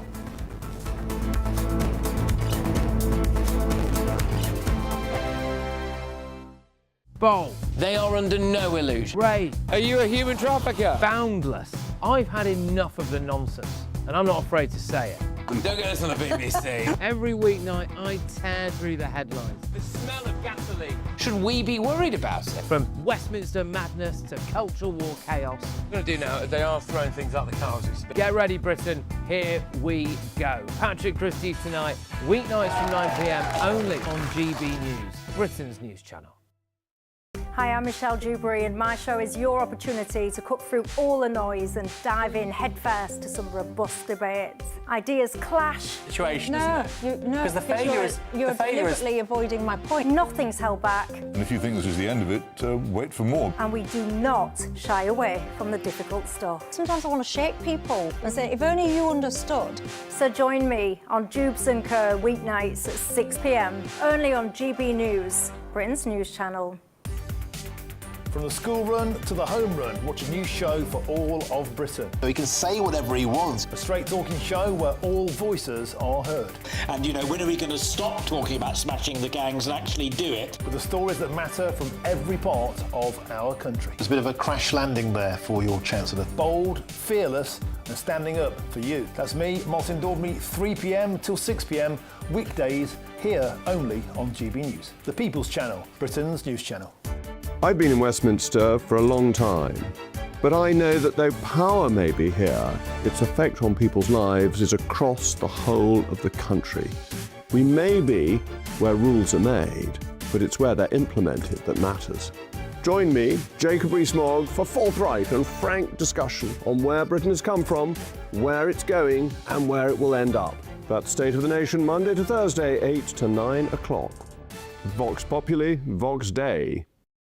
Westminster's full of talk, but out here, it's the real world. Am I allowed to talk now? No, that's it. This is where it matters, real people and real lives. That's what politics is all about. In fact, has Trump made a good start?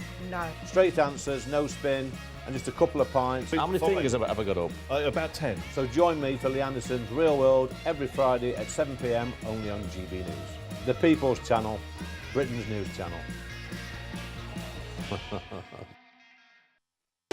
You want to know what's really going on in the corridors of power? Labour don't know what to do with you half the time, and that makes you quite lethal in the chamber. Get behind the headlines with Chopper's Political Podcast. Join me, Christopher Hope, as I sit down with the great and the good of British politics. We'll see where this ruling takes us. These are the stories shaping our nation. Chopper's Political Podcast, available now on all platforms. Listen in and stay ahead.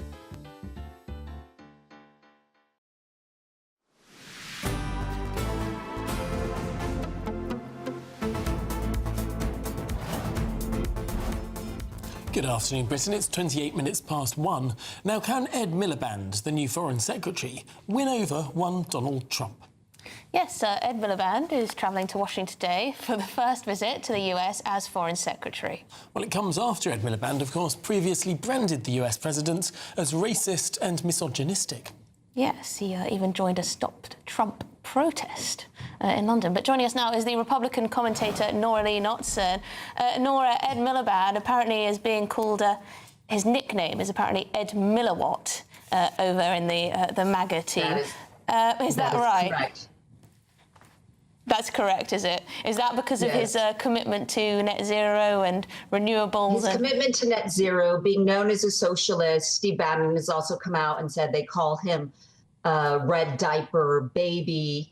Trump has been very open that he wasn't pro Andy Burnham appointing Ed Miliband, but he's also got in front of it by already talking about Andy Burnham needs to drill the North Sea if they want to secure energy policy, if they want security in the nation. And Marco Rubio extended the olive branch when he met with Ed Miliband a month ago in the Philippines and said, please come visit in Washington at your earliest opportunity. So Ed Miliband is being very pragmatic. The administration is being very pragmatic about it as well. They're going to talk about 3 issues that they align on. One is they want a ceasefire with Iran, and they want to secure the passageway of the Strait of Hormuz because cost of living crisis is an issue in the UK and in the US. So that's a very important issue.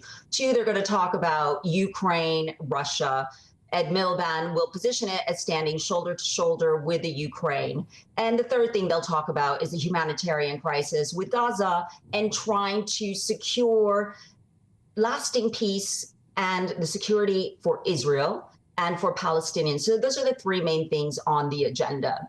We know that Trump has a history of putting the past behind him. He had issues with Rubio. He had issues with Elon Musk. He had issues with a lot of the tech titans who had then moved over to his side.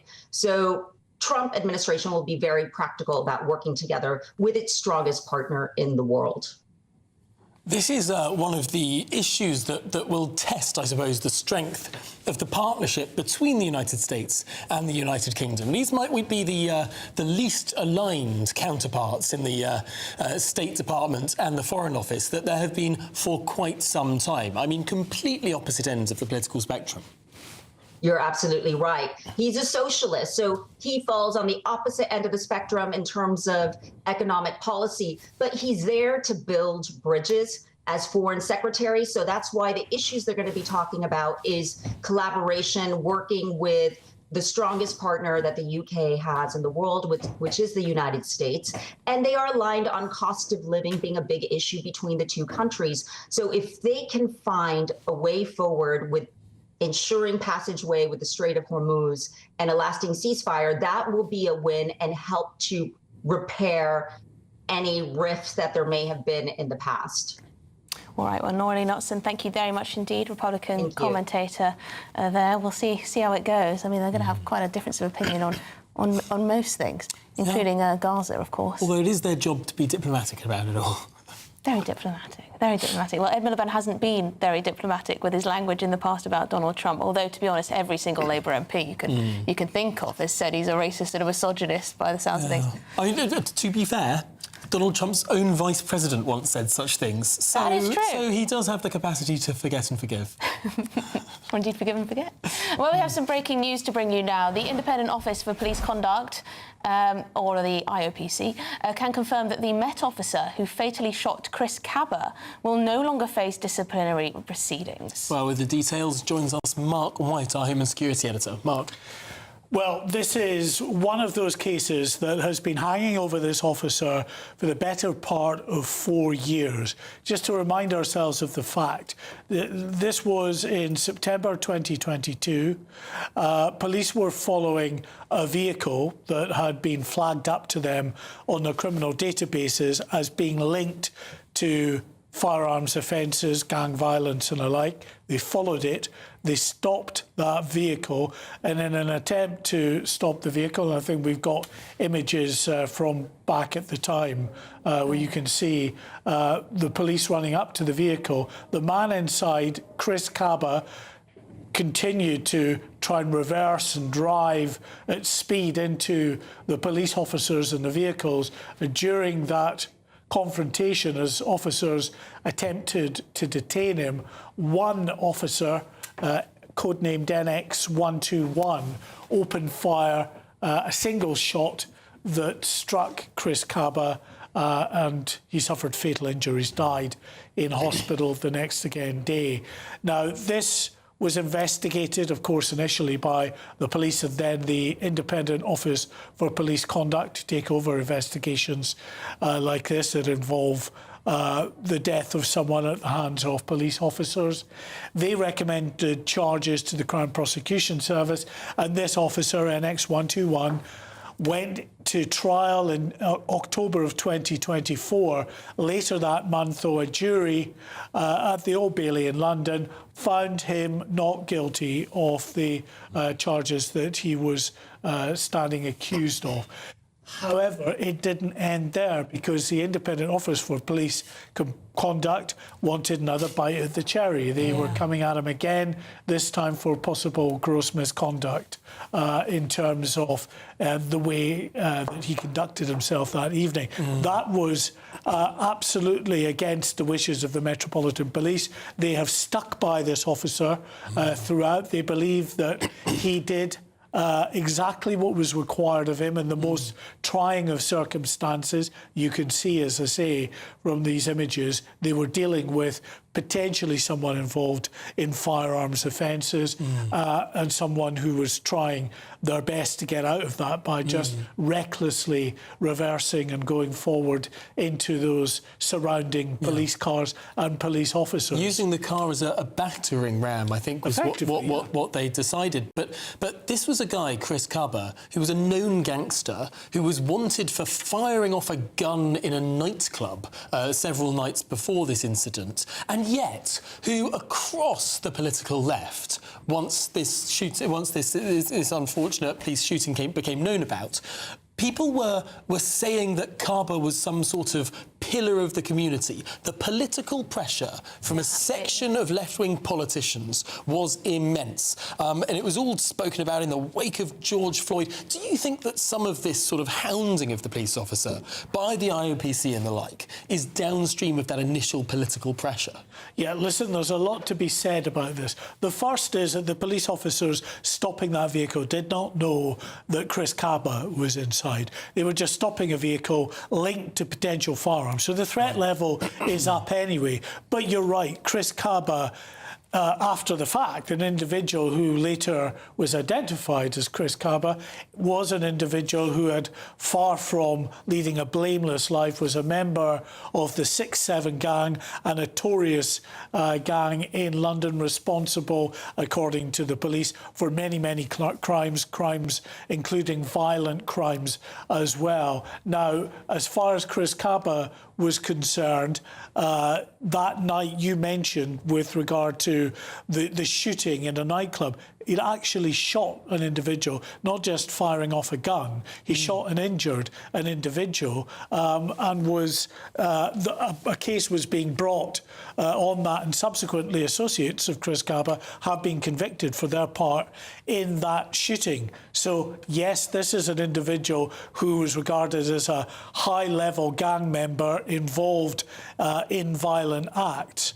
And as far as the police are concerned, the Commissioner of the Metropolitan Police, Mark Rowley, who's about to make a statement outside Scotland Yard this afternoon, has been fighting this for a long period of time, because this isn't the only officer. There have been multiple officers, particularly firearms officers, who have these cases hanging over them for years and years. We've seen walkouts as a result, haven't we? In fact, yeah, we've heard from Mark Rowley said that the IOPC has now reconsidered NX 121's case in light of the recent change in the law. This is, brought forward by the government to try and offer a degree of protection to officers when they're carrying out these difficult and onerous jobs on behalf of the public, often jobs that are volunteering, jobs that they volunteer for, that they don't have to do. So we can bring you more on this. I'm being wrapped at the moment. We'll bring you more on this in a bit. And we'll bring that statement when it happens by the Met Police. Yes, so that's what's coming up. But as well, new guidance enforcing single-sex spaces based on biological sex comes into force today. But a former equalities chief is warning that women may be left to enforce their own rights themselves. What the better, more to come with GBNews, Britain's news channel.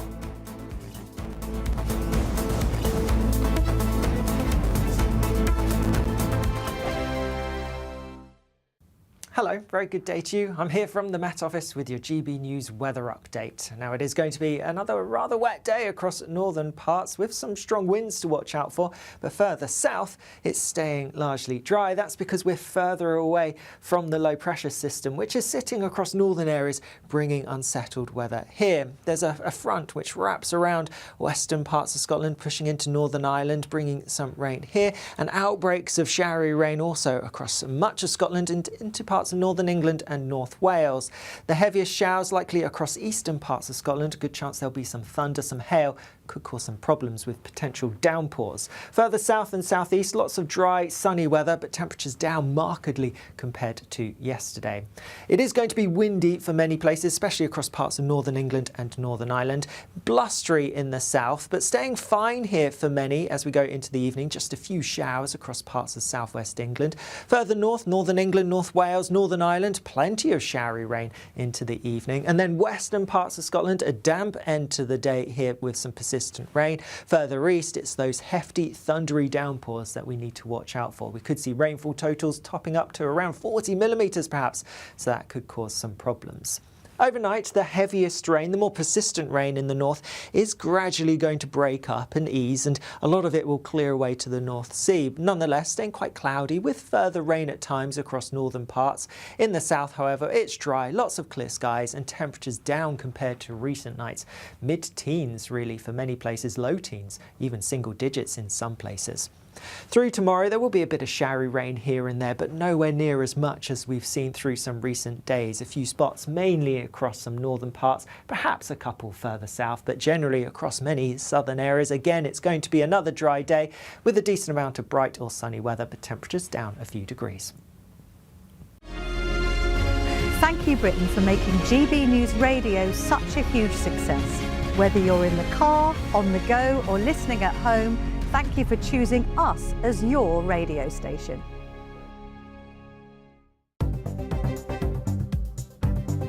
Good afternoon. This is the latest AI travel news from GBNews.com. The M1 northbound is closed between junctions 16 and 18 and between junctions 12 and 13 near Daventry. The A43 is closed at junction 15A in Northampton due to spillage. The M2 eastbound between junctions 3 and 4 near Chatham is closed. In Scotland, the M8 eastbound between junction 19 at Kingston Bridge has one lane restricted, causing queues. Across Wales, the A5 at Menai Bridge is closed. And on the trains, Cross Country and Great Western Railway services have reduced service between Newport and Cardiff Central. For more travel news, go to gbnews.com.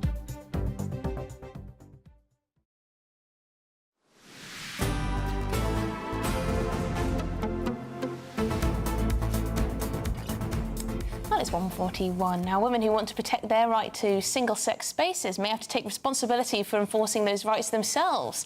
That's after the former chair of the Equality Watchdog warned that the regulator doesn't have the resources to do it.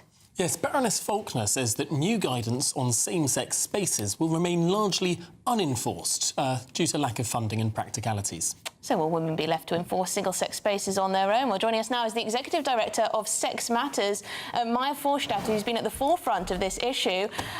Maya, so is this how it's going to work in practice? Is it going to be, you know, women who sort of spot someone they think is a transgender in their toilets, they're going to have to sort of, I don't know, try and boot them out themselves, or, you know, go to law enforcement about it? What do you think is going to happen? No, I don't think it's quite like that. But it is, you should look at the policies.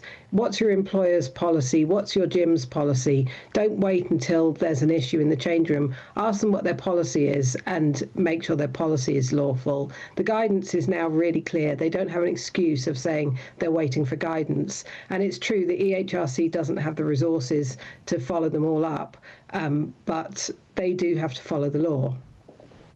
I suppose there's also the matter of just practicalities of enforcement. I mean, we're not going to expect a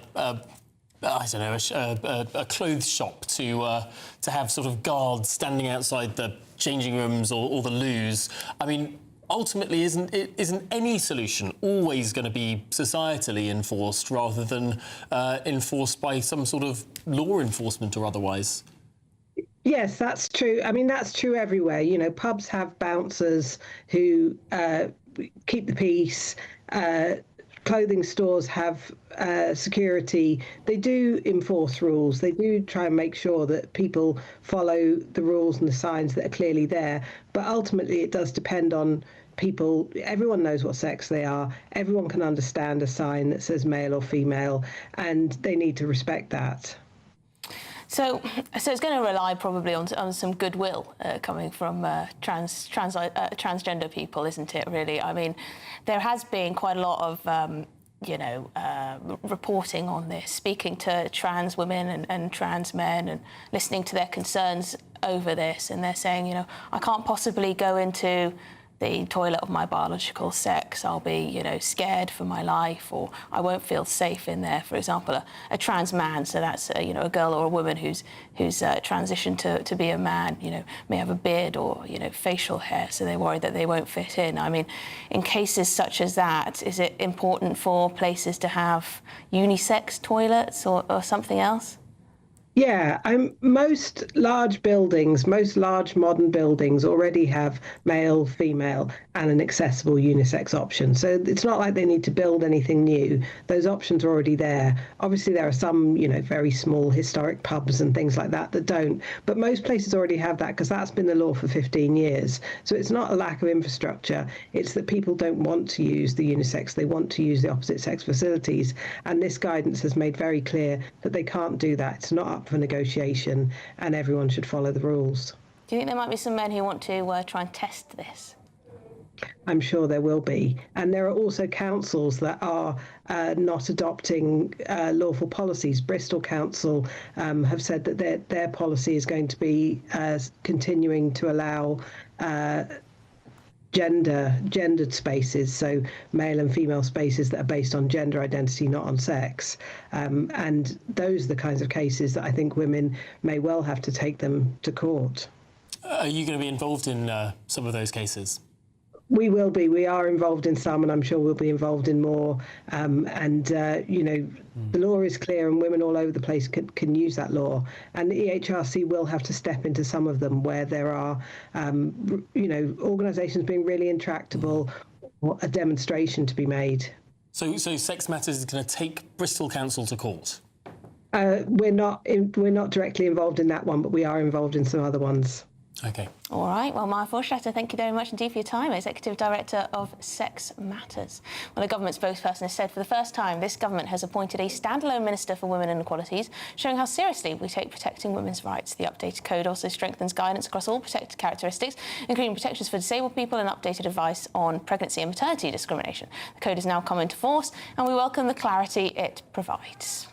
Well, this is Good Afternoon Britain on GB News. Lots more still to come on today's programme. Yes, the Isle of Wight is packed with thousands of holiday makers today. GB News is live on the island. But first, let's have a look at the travel weather. You're looking happy. Well, the forecast looks good. So you've sorted the travel insurance then? All Clear Travel Insurance sponsors GB News Travel Destinations Forecast. Thunderstorms for some parts of Germany, Austria into the Czech Republic, fine elsewhere, and the heat continues to build on Thursday across Central and Eastern Europe. Mostly average temperatures or near average for Greece, but into Italy, Croatia, Slovakia, Romania, Hungary, it's exceptionally hot temperatures heading towards 40 Celsius. 1 or 2 thunderstorms northern parts of Spain into Andorra. Otherwise, a lot of fine weather for Spain, for Portugal and for the Canaries over the next few days. All Clear Travel Insurance sponsors GB News Travel Destinations Forecast. This is GB News, Britain's news channel. Well, Charlie, as most of the viewers know, I would be involved in agriculture. This isn't quite agriculture. It's quite close to it, the cousins of. A lot of things that go on in agriculture are on display here. Thousands of people coming to this site, Ragley Hall, just about 45 minutes out of Birmingham. We are the modern ruralists, and here today we have the craft yard. We've got 9 different crafts, all demonstrating what they're up to. Here we have the wheelwrights, and they're bonding a wheel here. So this is an ancient craft that's been going for about. Barney Murray's a bit of a legend, quite frankly. He's the national champion, master dry stone waller, comes from North Wales, and he's a bit of a Thor lookalike. So he's quite popular. GB News, the People's Channel. GB News Breakfast, every day from 6 a.m. Now, at 16 minutes past 8, the annual bike ride from Yorkshire to London is taking place today, aiming to honour the legacy of the Batley and Spen Labour MP Joe Cox, who was murdered by a far-right terrorist in June of 2016.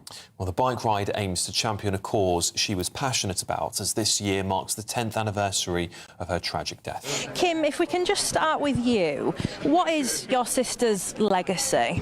Well, there's so much that we've got to be proud of that's been done in Joe's name. It's just been 10 years since she was murdered, and what has kept us going as a family has been the way that so many amazing people, including people like this amazing man, have done things in Joe's name to show what our country is really about. And you've got all these amazing people today from all different backgrounds, all walks of life, celebrating the things that we have in common, not agreeing on everything. GB News, the People's Channel. Good afternoon, Britain. Weekdays from midday. It's a difficult question. Honestly, I don't think I would at this rate, because I think the government tracks, when we say we're fighting for Britain, what are we actually fighting for? The concept of Britain, I don't think exists anymore. When I look at Britain, when I go outside, it doesn't seem to be very British. And I think the core demographic of the people who would normally fight, these white working class boys who, you know, have been fighting for Britain, who we expect just to sacrifice their life in a fight, you know, they've been demonised for decades and decades by the government, by our education system, by the media. Economically, they've been disadvantaged. So why would we expect them to risk their lives when we've demonised them for so long and took them for granted for so long? And this concept of Britain fighting for the British government, you know, the British government has betrayed us. GB News, the People's Channel.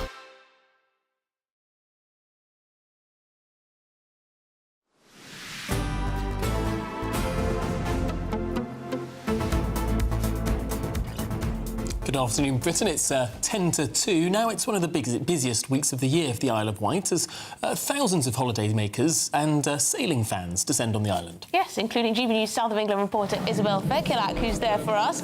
Isabel, where are you now? Hello guys, I'm currently on one of the rides here at Blackgang Chine, the oldest theme park in the UK. We're here on the Isle of Wight, lots of people here on holiday for Cows Week, around 100,000 visitors attracted during this time of year. Peak season, around 3,000 people on site here at Blackgang Chine today. I'm going to chat to some of those people who are on this ride with me. They've come down on holiday. Mark, hello. You're on holiday. Are you enjoying yourself? Yes, fantastic. Where have you come from? Manchester. Worth the trip? Absolutely. Do you come to the island much? Is this your first time? First time, yeah. And would you say it's just as good as being abroad on holiday? It's probably better. Better? We have some fantastic weather. Brilliant, thank you. And you guys, have you come down on holiday as well? We have, yeah. We're together from Manchester, yeah. Brilliant. And are you enjoying yourselves? Yeah. Yeah. What do you love most about the island? The views, the weather. Beautiful, yeah. How long have you been here? 2 days now, isn't it? Yeah. Are you sad to be going home eventually, or? We will be, yeah. We've got a few days left yet, but yeah. And what else are you doing while you're here on the island? You've obviously got Blackgang Chine here, you've got the Needles, what else? Yeah, there's a few other things. The boss downstairs there, she sorted it all out, so. Brilliant. Well, this ride has just come to an end. We've been here all week. We've been enjoying the various attractions. Got to put our arms up now. We're going to get off this ride. We've been chatting to people who have said that this is just as good as being on holiday, and certainly it is. The weather here is beautiful, great conditions. Cows Week as well, the largest and oldest sailing regatta in the world, so lots of people here to enjoy that, and certainly it is a great place to be. Fantastic stuff, Isabel. Thank you for your creative reports. Loving it. Absolutely loving it. Isabel Fekilak there, our South of England reporter. Now, whilst it's clearly a grand day out on the Isle of Wight, oh yes, GB News is having a grand day out of its own tomorrow. Yeah, we're all over the place. Where are you? I'm going to be up in Durham, my old stomping ground. Oh yeah. And our producer Meg in our ear, she's going to be out in Barry Island in Wales. That's going to be fun. Mr. sister, Emily Carver, is going to be out in Essex. I'm going to be there too. And you're going to be there as well. Greeting all of our members, which is going to be fantastic. We've got people up and down the length and breadth of the country, obviously up in Scotland as well. Aberdeen. Leeds. And it's a huge day to celebrate Britain. That's the whole brand of it. Celebrate Britain, and coincidentally also celebrating 5 years of GB News. That's pretty cool, isn't it? 5 years. Half a decade we've been around. Can you remember life without GB News? I can't. No, certainly not. It's going to be a huge day of celebration. Do come along to one of the events if you can. You can find out more on the website. But this is Good Afternoon Britain on GB News. Lots more to come after the weather.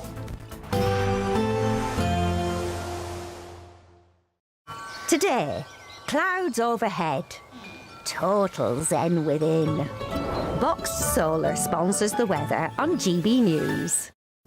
Hello again, I'm here with your GB News weather forecast from the Met Office. Now there is some heavy thundery rain across northern parts, Scotland in particular at the moment, but that's easing through the next 12 hours or so with a lot of dry weather to come for tomorrow. There's still low pressure over northern parts at the moment, and that's leading to the unsettled weather we have here. So still some persistent rain down the western side of Scotland feeding into Northern Ireland, and then that heavy thundery rain across eastern parts of Scotland, and some outbreaks of rain across parts of northern England and Wales overnight, but a lot of the rain will be breaking up, clearing through, turning less heavy. Further south, it's staying dry with clear skies here, and worth bearing in mind, we have fresher air coming through, so temperatures will be a bit lower this coming night than they have been through some recent nights. First thing tomorrow morning, it is going to be quite cloudy across particularly central and eastern parts of Scotland, and there will be some rain around, but it's not as heavy, it's not going to be as widespread or as frequent as the rain that we've seen through some recent days. Western parts of Scotland seeing some sunshine through the morning, and across Northern Ireland it's similar. A few spots of rain, yes, but also some sunny breaks. Also across some parts of northern western England and Wales, the odd bit of rain not out of the question, but generally dry with some sunshine. The greatest chance of the sunshine, though, will be across central and eastern parts of Scotland. Through the day tomorrow, it is going to be much drier than recent days across northern areas. A few outbreaks of rain here and there, but generally dry with some sunshine.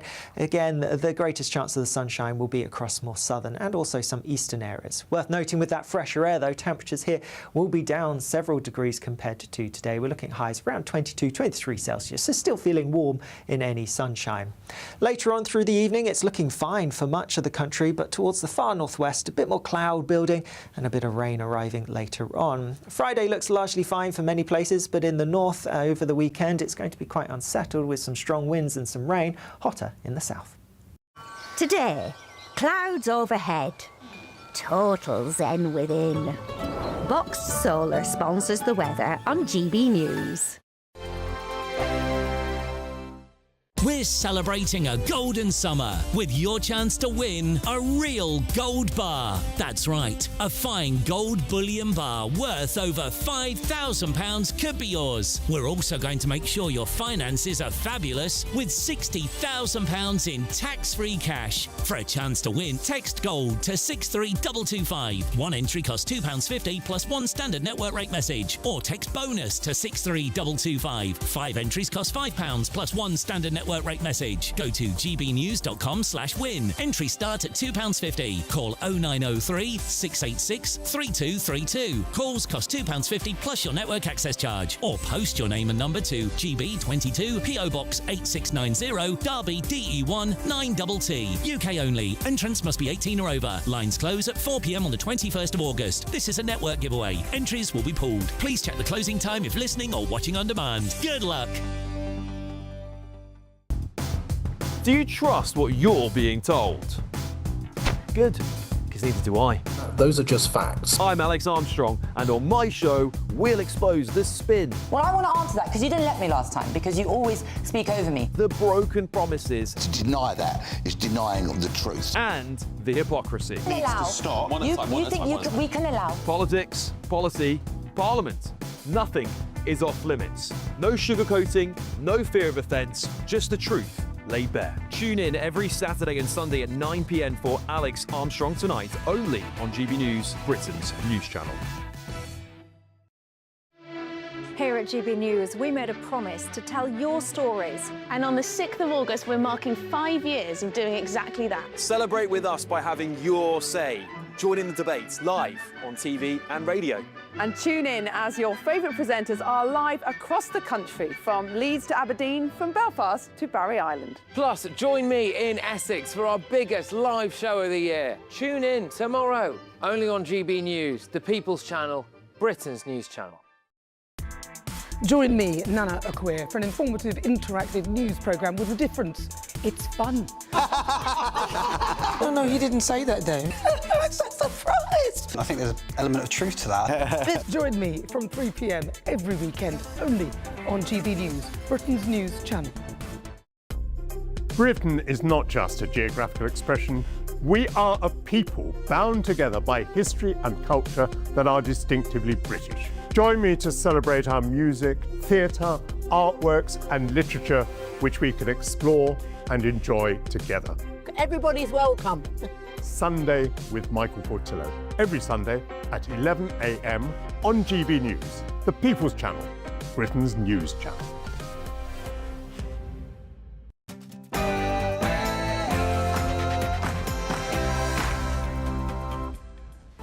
Good afternoon, Britain. It's 2 o'clock on Wednesday, the 5th of August. I'm Tom Harwood. And I'm Emily Carver.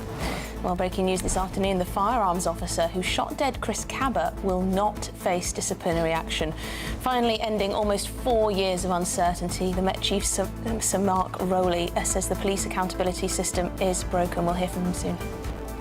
And the head of Thames Valley Police could take the government to court to block the early release of PC Andrew Harper's killers. And despite Andy Burnham's promised crackdown, a legal loophole remains, meaning historical child sex offenders could still walk free. In a GB News exclusive, the children of Piddington are begging Andy Burnham to protect them as 1,200 migrants are being moved into their tiny little village in Oxfordshire. Dear Mr. Andy Burnham, we love our village. Please keep us safe. And ministers are to reward firms for creating jobs and helping young people into work rather than achieving net zero targets. Is this a welcome end to woke box ticking or a betrayal of Britain's environmental goals?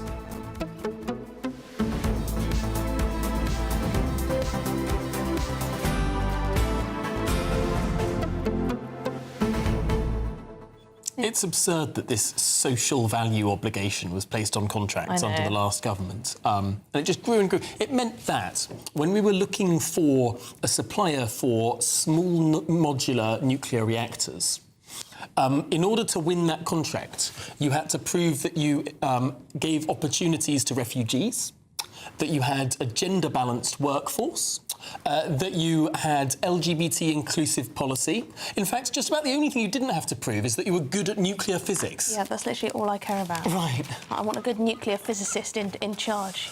Ridiculous. gbnews.com/your say, although getting rid of the net zero obligations, perhaps that is a step in the right direction. Anyway, let's get to the headlines with Tatiana.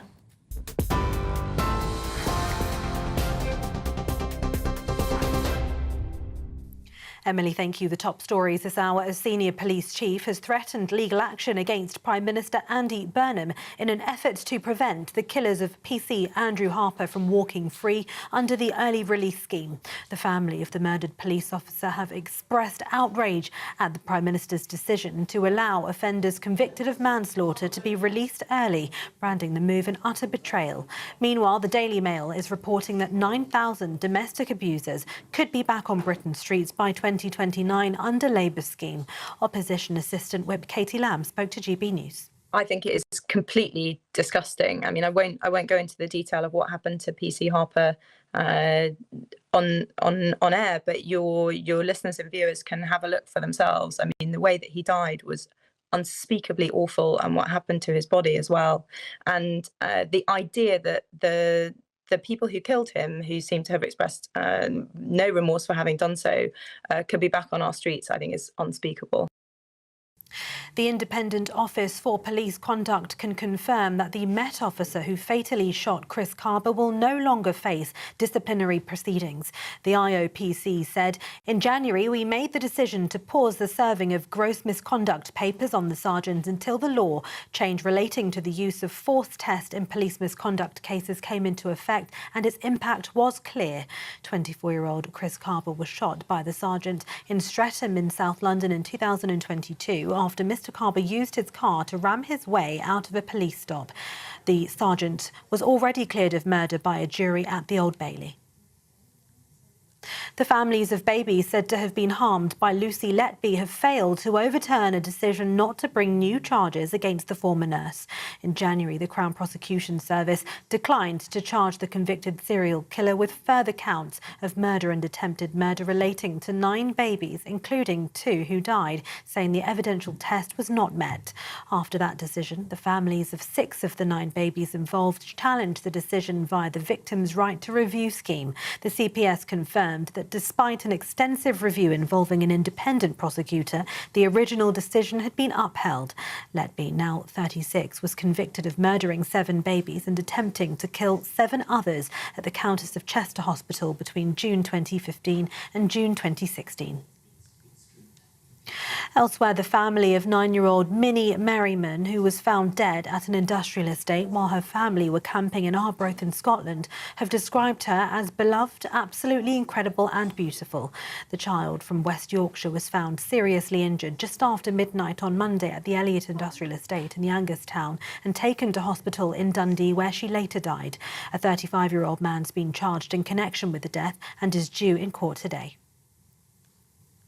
And single-sex spaces open to the public, like toilets and changing rooms, should be organised based on biological sex, according to official guidance that's come into force. The code, published by Equality and Human Rights Commission, says trans people should use either gender-neutral facilities or the ones that match their biological sex. The guidance was published in June, but is now in place in England, Wales and Scotland, despite opposition among some MPs. It comes 16 months after the UK Supreme Court ruled sex and equality law means biological sex rather than the gender someone identifies as. Those are the latest headlines. More in half an hour.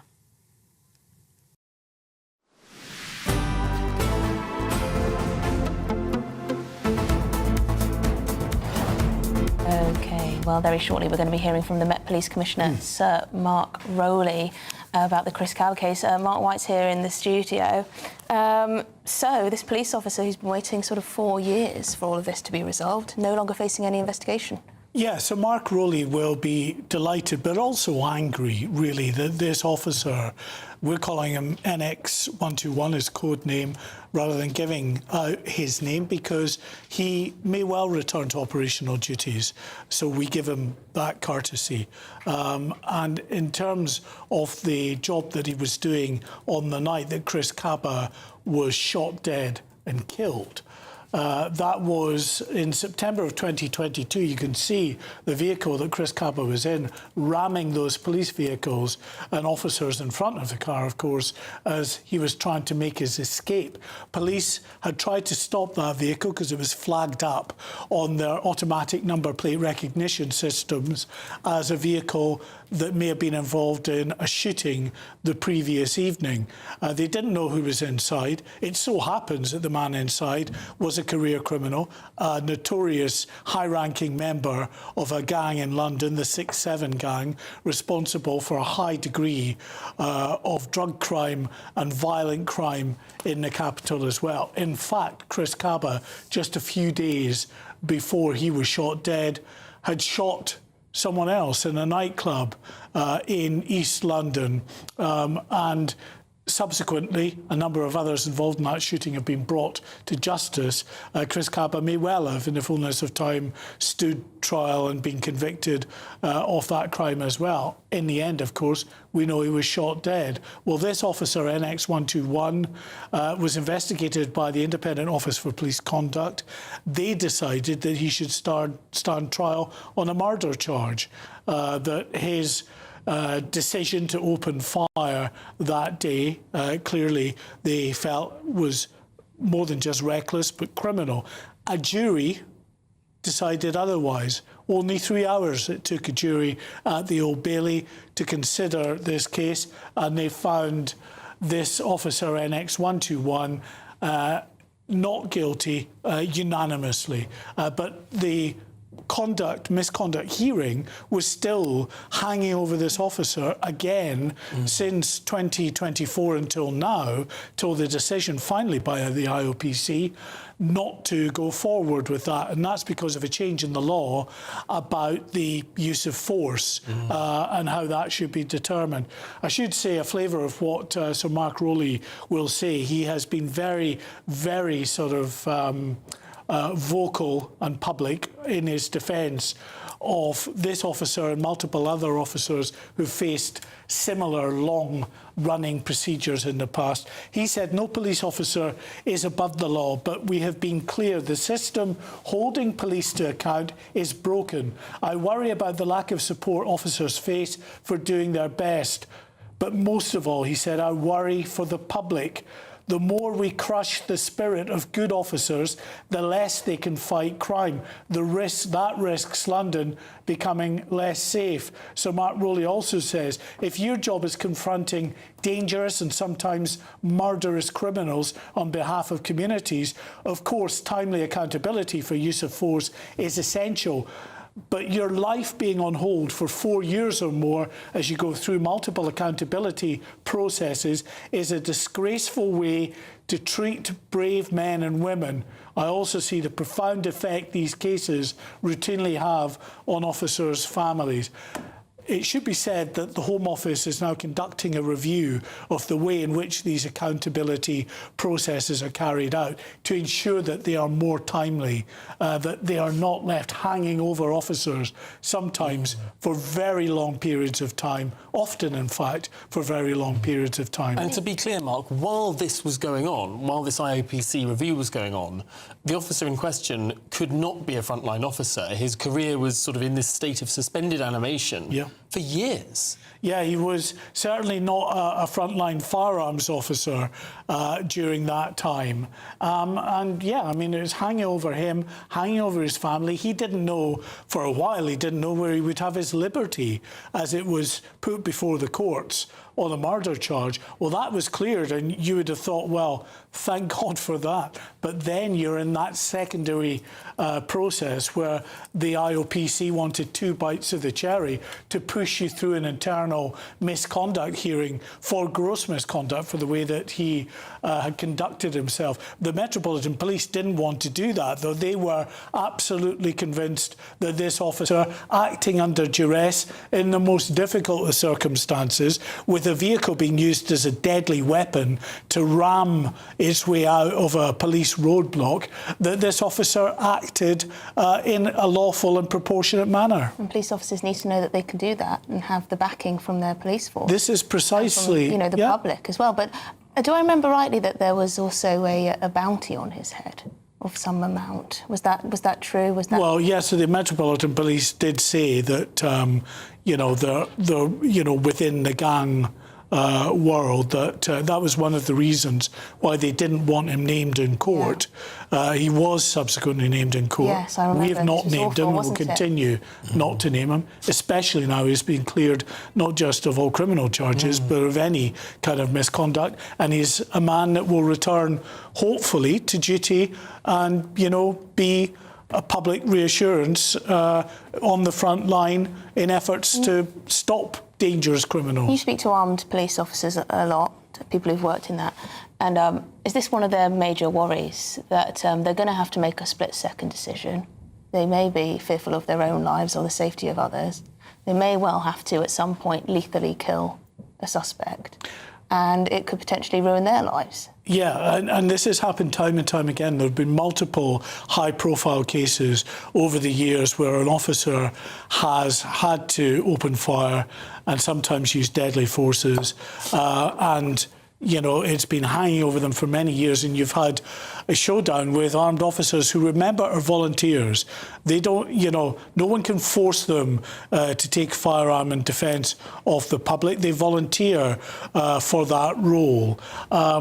And there was a point where a number of firearms officers, over this case and some others previously, handed in what they call their ticket. So, you know, said that no longer were they prepared to be a firearms officer, carry a firearm in defence of the public because of the potential for them, should they have to act to save someone's life, that they could, you know, face the same kind of consequences further down the line. So the Metropolitan Police Commissioner is, yes, absolutely rightly defending his officer here and is outraged at that, but he also knows that to have a properly functioning firearms department, you need to have the confidence of all of those officers. They need to have the confidence in their senior management and the other structures in place that they're not going to end up in this kind of trouble anytime they have to use that ultimate tactic, that sanction of opening fire. And there are so many people, though, in positions of power in this country who leapt on this,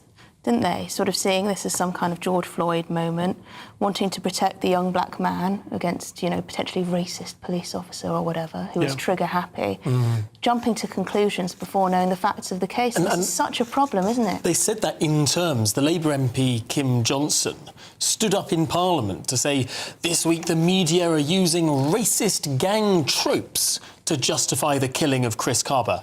Well, it turns out those quote-unquote racist tropes weren't racist tropes at all. They were just facts. This was a very dangerous young man who was a career criminal right from his earliest teenage years, right through until his point of death. He had multiple convictions. As I say, he had opened fire and shot a man in a nightclub in South London just a few days before he was shot dead himself. That man was injured. Subsequently, you know, other gang members that operated alongside Chris Carber were convicted for their part in that shooting.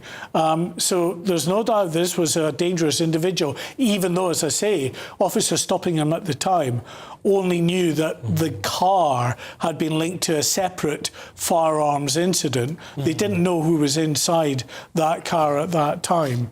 So, as I say, there's great relief undoubtedly within the force, but a great deal of concern that still hangs over policing in general about the way in which they often have to make split-second decisions in the most difficult of circumstances that no ordinary member of the public, especially MPs, could never understand. They're never faced with that level of danger in trying to protect the public. But these officers do, and they volunteer for that. And to give you an indication of how we are not the United States of America, how we are not, you know, officers that may have been involved in the issues around the death of George Floyd. 4,000 separate firearms incidents are attended to by Metropolitan Police firearms officers every single year. 4,000.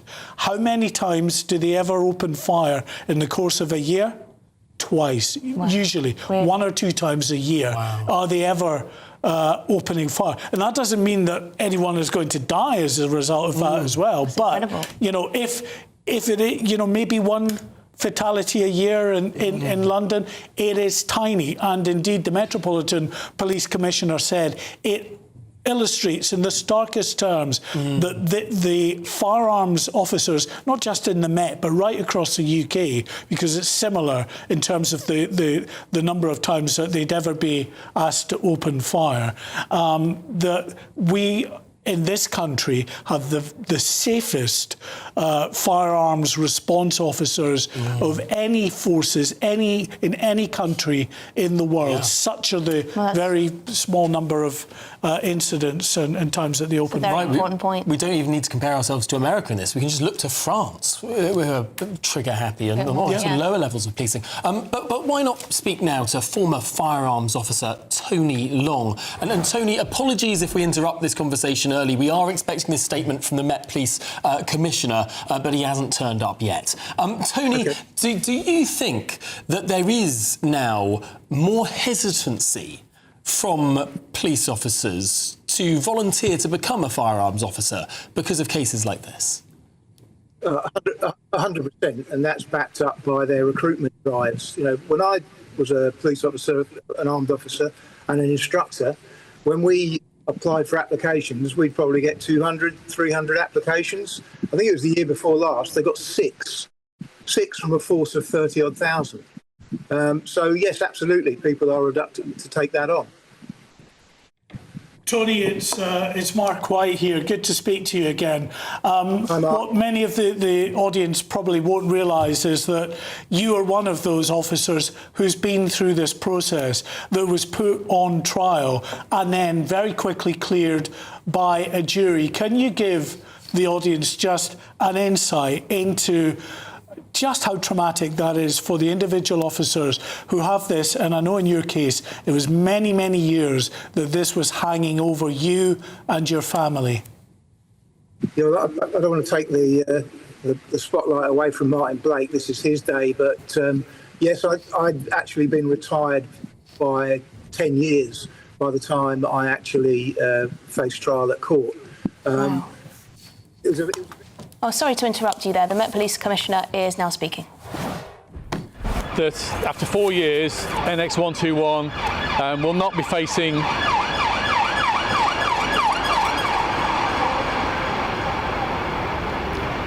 today's decision by the IPC that after 4 years, NX121 will not be facing any misconduct hearing is welcome, but this has taken far, far too long.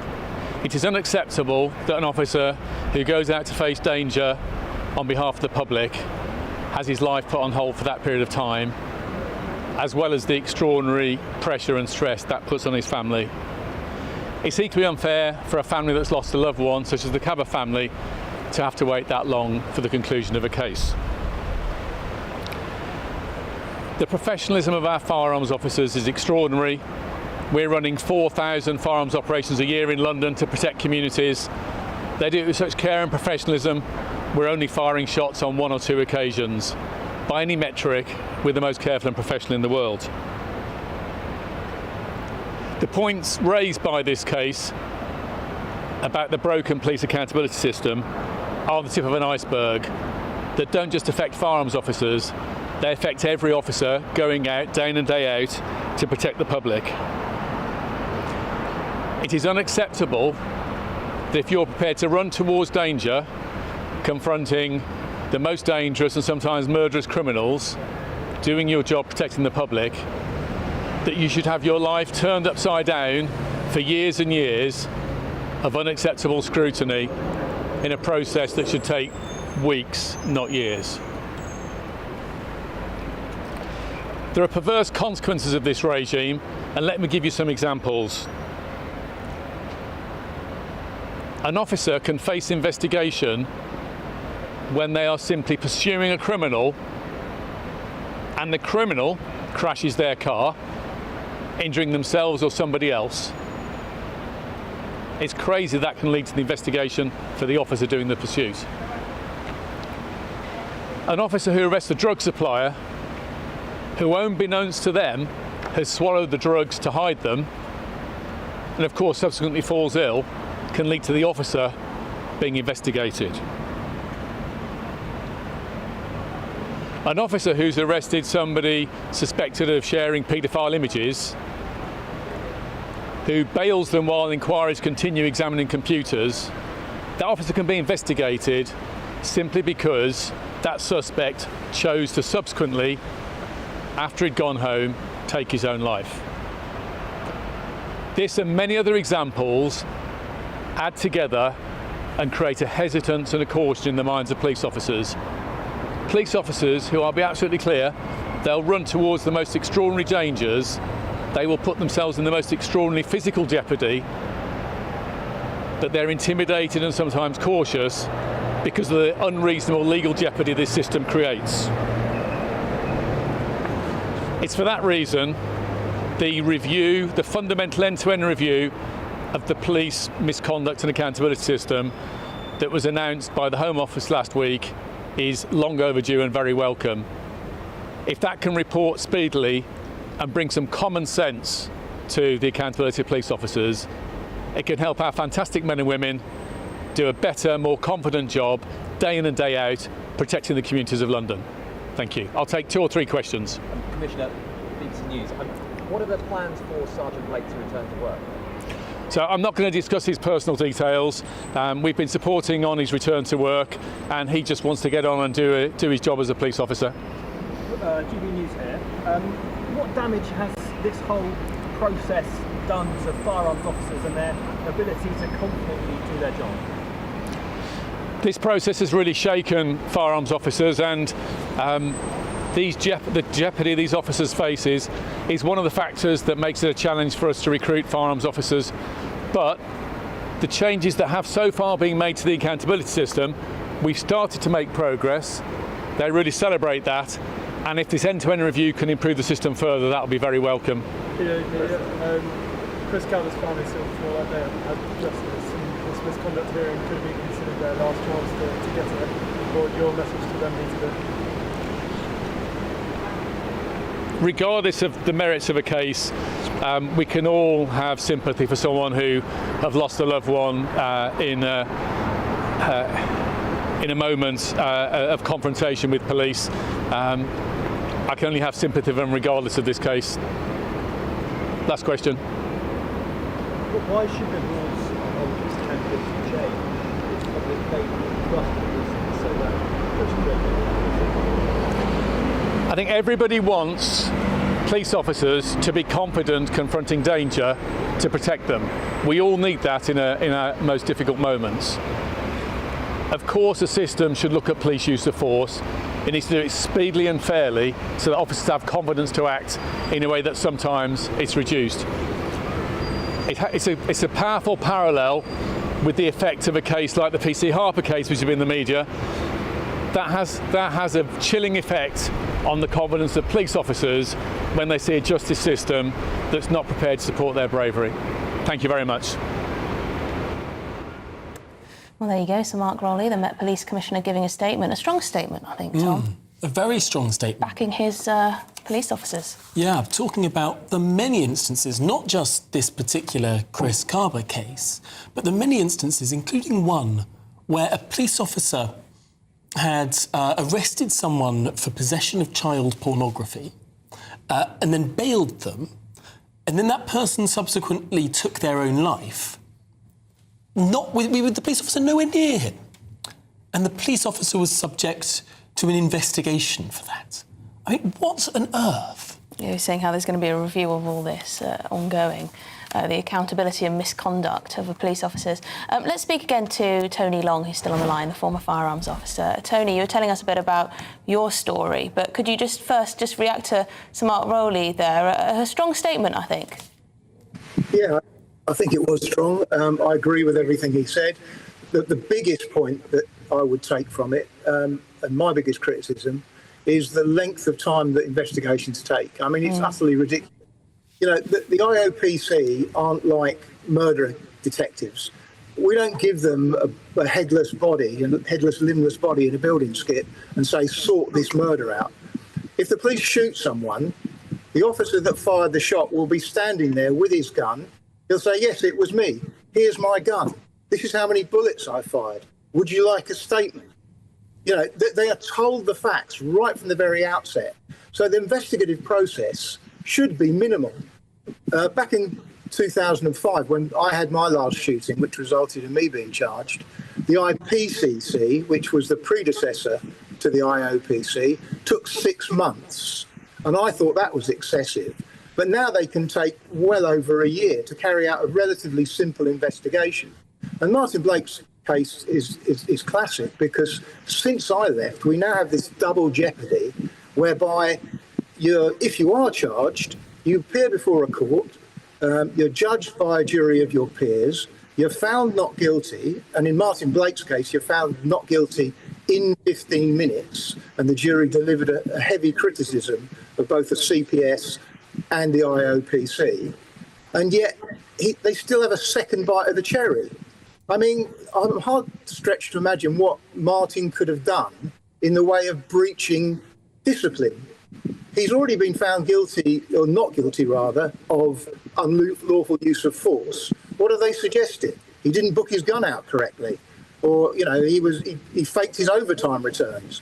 You know, it's a double jeopardy, and it's completely unfair. But the biggest thing is their length of investigation. Well, how much do you think this is about? How much do you think this is about the media pressure and the political pressure? MPs having their say on it, and the media coming out and scrutinising the police officer, potentially taking the side of Chris Cabba in all of this. How much do you think that has to do with it? Oh yeah, a huge amount, and I don't think you can ignore the fact that social media now has a big influence.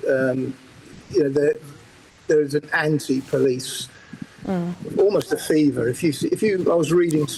A friend of mine was injured on the boat on the Thames the other week, and I was looking at some of the stuff on Instagram, and it was absolutely hideous. People welcoming officers having life-changing injuries simply because they're police officers, and it's the same with all of this. Back in the 70s when I joined, members of the public would come and help you if you were a single officer on your own struggling with a prisoner. Now you get healthy, fit, full-grown men who will just stand there with a video camera and put it on Instagram for likes. And so I think all of that has an influence on the mainstream media as well, and politicians. Yeah, absolutely. Tony Long, thank you so much for your time. Appreciate your insight. Former firearms officer himself, Tony Long there, reacting to Sir Mark Rowley and his statement. Well, now the First Secretary of State, Louise Hay, effectively the Deputy Prime Minister under Andy Burnham, has just been speaking to the media about the controversial plan to build a 1,250-person migrant camp in Piddington, Oxfordshire. I understand this decision is subject to an ongoing court mechanism, so that's for the courts to decide. But more broadly, obviously the government is totally committed to tackling this issue. We've just reported 70,000 illegal immigrants since coming to office, and small boat crossings are down significantly this year because of the fantastic work that the Home Secretary has been doing. We know there's more to do, but we are clear that things are moving in the right direction, the numbers are going in the right direction, and the government wants to do everything it can to tackle this problem. OK, we're not really addressing the specifics of this Piddington case, but Jack Carson joins us live from Piddington. Jack, there you go, hearing from a government minister there. They're doing the best they can. Yeah, well, let's get some reaction on that point from Louise Hay, shall we? With Joe Marshall, who's one of the parish councillors here in Piddington. Louise Hay says the government are committed to sorting this. What say you? Well, being committed to solving the issue doesn't necessarily justify the proposed site that they're looking to develop.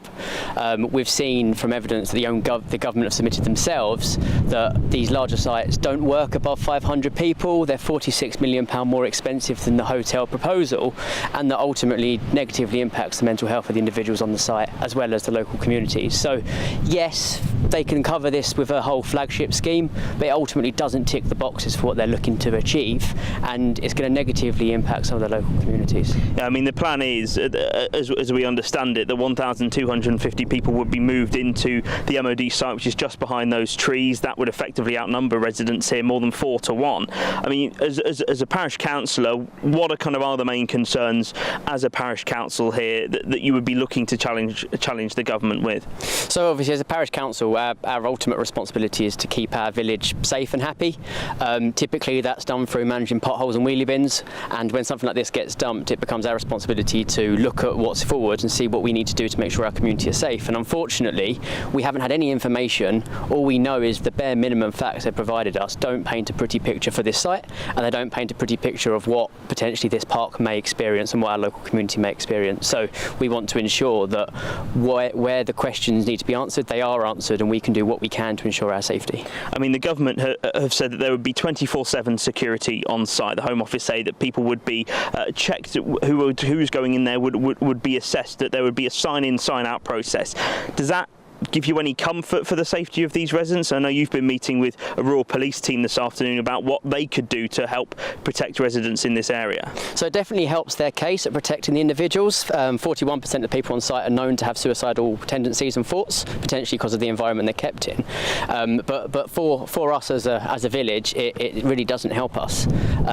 We've met today with the rural policing team, and they've given us some advice, and what they've effectively said is run, shout, hide. We're in a massive field here right right now, where you've probably spent the day seeing individuals with dogs walk through, if they were to be confronted, there's nowhere they can run to, there's nowhere they can go. And that's one of our main concerns. The security on site will protect the site. As soon as they're signed out and they've left the gates, effectively, from what we can tell, the government are looking to clear their hands of anything that happens. Yes, they might be able to prosecute, but we don't want a crime in this village and we don't want a crime in the local area. And taking the next step, the village today, sending letters to the Prime Minister from the children of this village. What do you hope that achieves in the next coming weeks and months? We want to bring Burnham here. We want to bring the whole government here to show them what our community's like. We want to show them how quiet we are, how small we are, how potentially vulnerable we could be. We were saying today in this meeting with the Rural Police that we are at a high risk. We don't have a lot of crime. It's so normal for 7-year-olds to walk around in this area, and we want to see the government here experiencing those children around this village, those elderly dog walkers walking round, and we want them to look and understand why this site doesn't work. All right, Joe, thank you so much for joining us. Joe Marshall, local parish councillor, here, of course, explaining his concerns. Of course, the government and the Home Office say that there would be that security on site, but as you've been hearing from Joe there, doesn't really mitigate the fears that they have with not really knowing what the full plans for this site are. Absolutely. This is sort of all thrust upon villages and towns, isn't it, by the Home Office with little to no consultation. Jack Carson, thank you very much, to your guest as well. Some breaking news to bring you now. A woman has been arrested after 3 people were stabbed in Covent Garden in central London, the Metropolitan Police have said. OK, we're going to bring you some more on this breaking news story as we get it, but 3 people stabbed, a woman arrested in central London. Well, lots more still to come on today's programme. Yes, an Egyptian-trained NHS surgeon has been struck off after he wrongly connected organs. Should every foreign doctor have to be retrained before working in the NHS? We'll debate that next. Well, all of that and more to come. You're with GB News, Britain's news channel.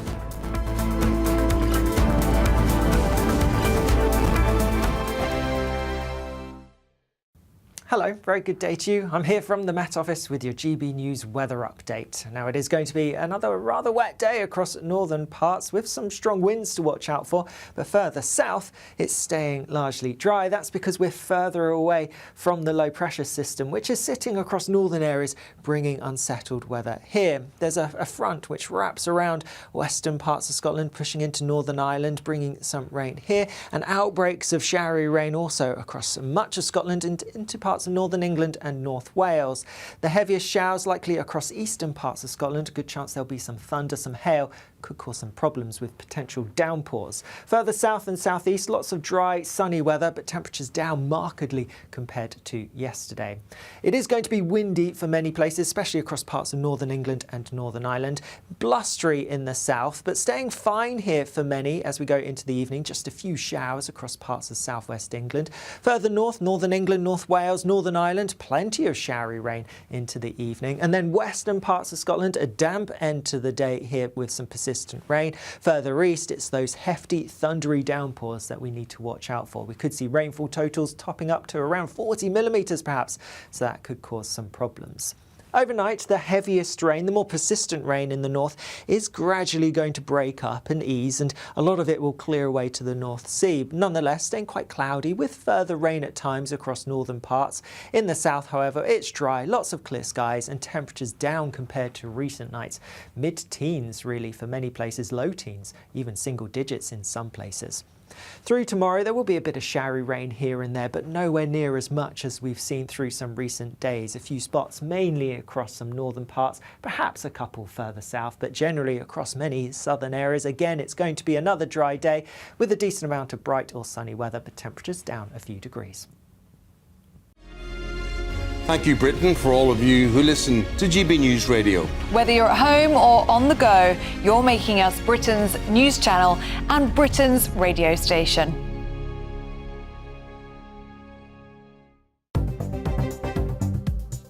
Good afternoon. This is the latest AI travel news from gbnews.com. The M2 eastbound between junctions 3 and 4 in Chatham is closed. The M1 between junctions 16 and 18 near Daventry is closed. There is an incident on the M11 southbound at junction 14 in Girton, causing delays. North of the border, the A82 is closed in both directions between Falls of Fallock and Cranelerich due to a road traffic incident. Across Wales, the A487 from Pengles to Comins-Coch is affected by a collision. And on the trains, cross-country and Great Western Railway services have reduced service between Newport and Cardiff Central. For more travel news, go to gbnews.com.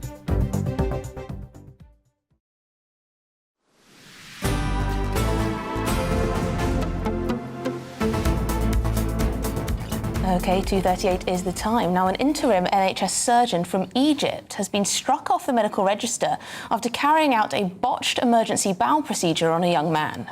Despite the patient being left in uncontrollable pain, Dr. Yasser Rahman, who qualified at Ain Shams University, in Cairo in 1993, did not consider that anything he had done wrong, he had gone wrong during surgery.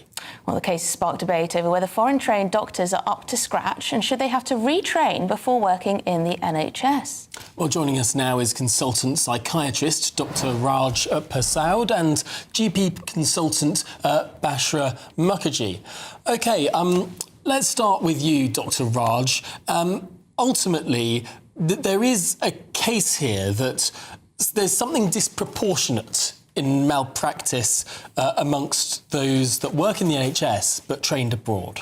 Yes, the evidence is, and I think people are afraid to talk about it because they're worried about the political correctness lobby being upset by it. But the reality is all the research indicates that people who've qualified in a medical school abroad do significantly worse in postgraduate exams here in the UK. So there's lots of evidence that the standard in terms of doctors who've trained and qualified overseas is not the same as the standard of doctors who trained and qualified here in the UK.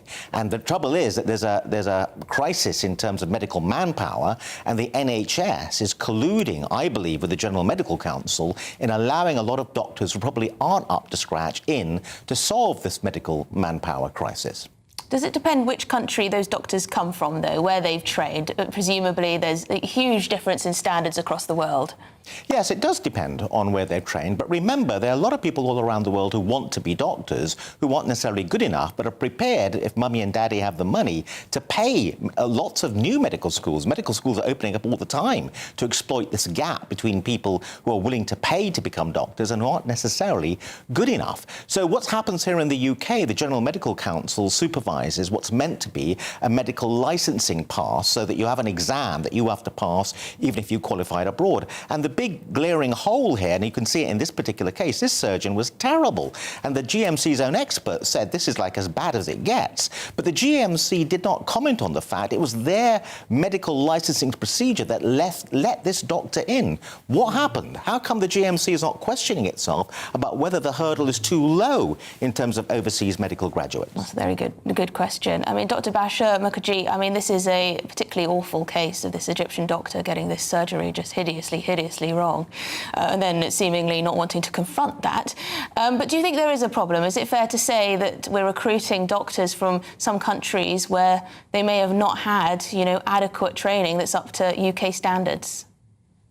So I will say that I agree with so much of what Dr. Raj said, and I 100% see that there needs to be better regulation. And we actually do have the PLAB exams and various other exams that staff from other countries, they have to take in order to first get established into the system. Now, the problem for me is that what happens afterwards? We don't have a rigorous enough system that actually checks that doctors are maintaining their competency and skills level. It depends a lot on self-declaration of your skill set, etc., rather than actually checking if they're maintaining their surgical skills, in this case, really complex surgical skill. There's no actual checkpoints for that. And that actually goes across the board, not just for foreign trained others as well. But Basha, if it was just about people's skills atrophying over time, we would expect to see medical malpractice cases proportional. The same number of British trained doctors getting these cases as foreign-born, or indeed foreign-trained, doctors getting these cases. And I quickly Googled the numbers before this, and it seems that up to 63% of serious medical malpractice cases are about doctors who trained abroad, and they make up just 35% of the NHS workforce. I mean, it's incredibly disproportionate.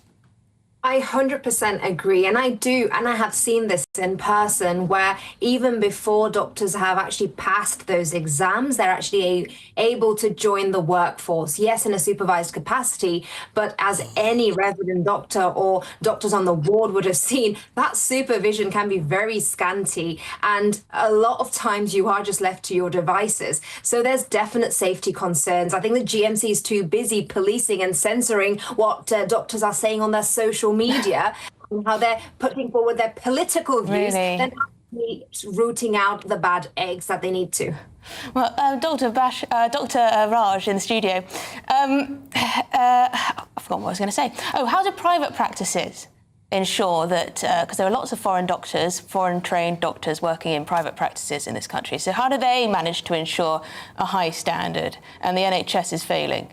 Yeah, well, it's a very good question. I'm not necessarily sure that in private practice there is necessarily a particularly high standard. I work in private practice. I used to work in the National Health Service. The reality is what British patients expect are two institutions, the National Health Service, and if you're going privately, something like the General Medical Council are meant to regulate and protect you. And what this terrible, terrible case shows is that this is the tip of the iceberg, that these institutions are not protecting patients. They've got other considerations, cost considerations, and political considerations over passing doctors through who clearly are not good enough because they're trying to fill a hole in the medical manpower crisis in the National Health Service. And unfortunately, what this means is in the long run, patients are going to lose trust in the medical profession. Well, thank you very much for that very interesting and honest debate there. Difficult topic. Dr. Raj Persaud and Basha Mukherjee, really appreciate your time on that one.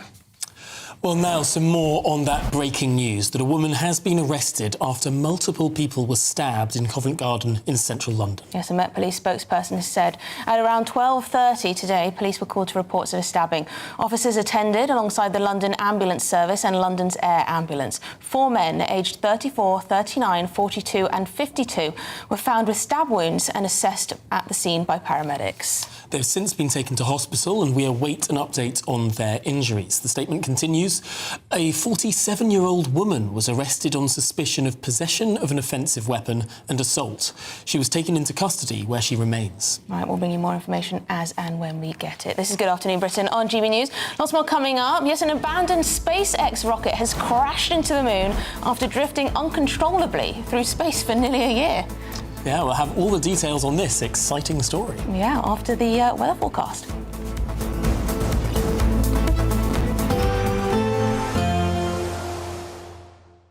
You're looking happy. Well, the forecast looks good. So you've sorted the travel insurance then? All Clear Travel Insurance sponsors GB News Travel Destinations Forecast.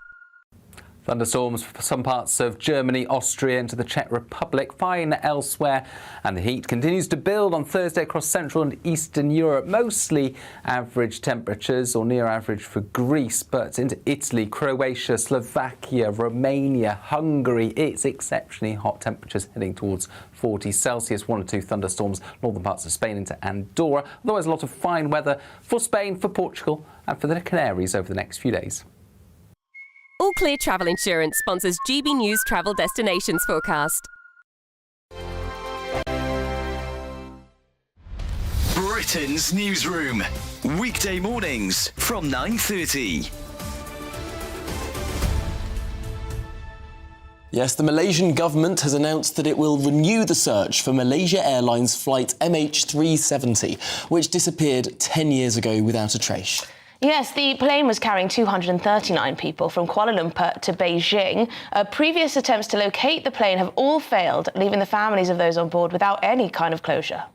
Well, for more on this, let's speak to Terry Tozer, a former airline pilot and author of Confessions of an Airline Pilot, Why Planes Crash. Terry, you sound like the perfect man to talk to about this, because this is perhaps the biggest aviation mystery of our modern age.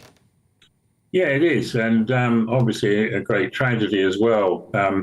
It's good to know that they're going to have another crack at trying to find it. GB News, the People's Channel. This is GB News, Britain's news channel. This is just health and safety gone mad. It's not the role of public authorities to be telling people what's for their best interest. And the reality is it's probably better to take the chance of a tree branch falling on you than going out in the sun and getting getting burnt in the sun. But the reality is the reason why these councils are saying you've got to stay out of underneath the trees is they don't want anybody to get struck by a branch which they have a liability to, whilst they don't have a liability for anybody getting sunburnt. So it's all to do with public liability. I mean, if you look at East Cheshire Council, for example, in 2024, they had to pay out £500,000 because a branch fell on somebody. GB News, the People's Channel.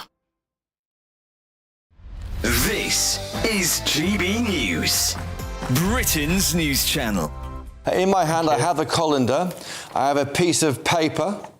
Yes, there you have one too. So I'm going to run it so you can see me. So I think what you do is you shine, you indicate, you tell me what to do, and I'll do it for you. You never look at the sun directly. Yep, you good. allow the light to go through the colander, and that'll actually act as a pinhole camera and project images of the sun onto the piece of paper, and then you can look at the piece of paper and see the eclipse take place. Simple as that. You can do it also by using binoculars or a telescope and projecting an image from them onto a piece of paper. Yep. That will work just as well. Or get a bucket of water, let it settle, and look in the bucket of water, and you'll see the image of the sun in the water, and then you can observe the eclipse that way. GB News, the People's Channel.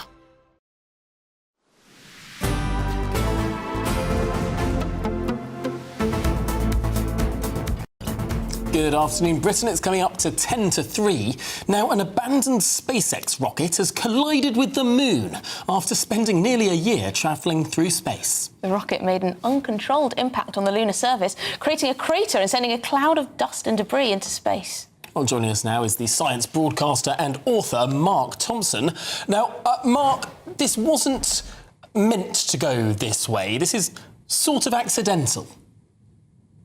Yeah, it's really difficult. Unfortunately, when we go through the exciting world of space exploration, there's a lot of debris, and that can range from flecks of paint off rockets, off satellites, all the way up to satellites that are not in use anymore. So all that debris is floating around, including parts of the Falcon rocket, and occasionally it hits stuff, and that was the case this morning. Just after 7:30 this morning, we believe the part of the Falcon 9 rocket hit the moon. We're still looking for the exact location. We know it's somewhere in the northern hemisphere of the moon, but we're still looking for the exact location where the impact took place. Could we upset the moon by doing things like this? You know, the ecosystem or whatever. No, not at all. I mean, it's not good ethos for debris to litter space. And realistically, that's what's happening. Is all these bits of space debris that's floating around from the little bits to the big bits. It's going to go somewhere. A lot of it will eventually re-enter into the Earth's atmosphere. Most of it will burn up without causing any problems at all. But the more we reach out into the solar system, then the more debris is going to float around the solar system and risk hitting other things. But the impact on the moon is small, although, of course, we don't want to be doing that as a rule of thumb. And I suppose it's worth noting that it's only a very few number of launches that actually go out into sort of deep space that have the potential to hit things like the moon. The vast majority of launches just take things to low Earth orbits where if they're not boosted again, they'll deorbit and burn up in the Earth's atmosphere. Yeah, absolutely right. You know, it is a tiny percentage of all the rocket launches that reach out into the solar system. That said, the real danger here and the real story, I guess, is that all that debris, if left unchecked, could end up cutting us off from space exploration. There's a concept called the Kessler syndrome that talks about and predicts that if there's enough debris up there, then more debris will cause more impact, and more impact cause more debris with bits of defunct satellite, the bits of satellite, and ultimately we could end up with so much debris in orbit around the Earth that it makes it too dangerous for us to try and traverse through that debris. So it's a big thing, and NASA and other space agencies are looking at ways that we can try and mitigate that risk at some point in the future. Are we told about everything that happens? with SpaceX rockets or whatever other rockets. So do we know if there have been other collisions? Are we sure we're told everything that's going on? Yeah, absolutely. I mean, there undoubtedly are, and there are occasions, even for example, where the astronauts on the space station have had to hop in the escape module, which is or the module that takes them there, the transport module, and evacuate the space station on occasions, rarely, but on occasions where pieces of uncontrolled debris are getting just a little bit too close for comfort. So okay, well, Mark, we're going to have to leave it there, but really appreciate your time. Mark Thompson there, science broadcaster and author. Well, thank you very much indeed for watching. This has been Good Afternoon Britain.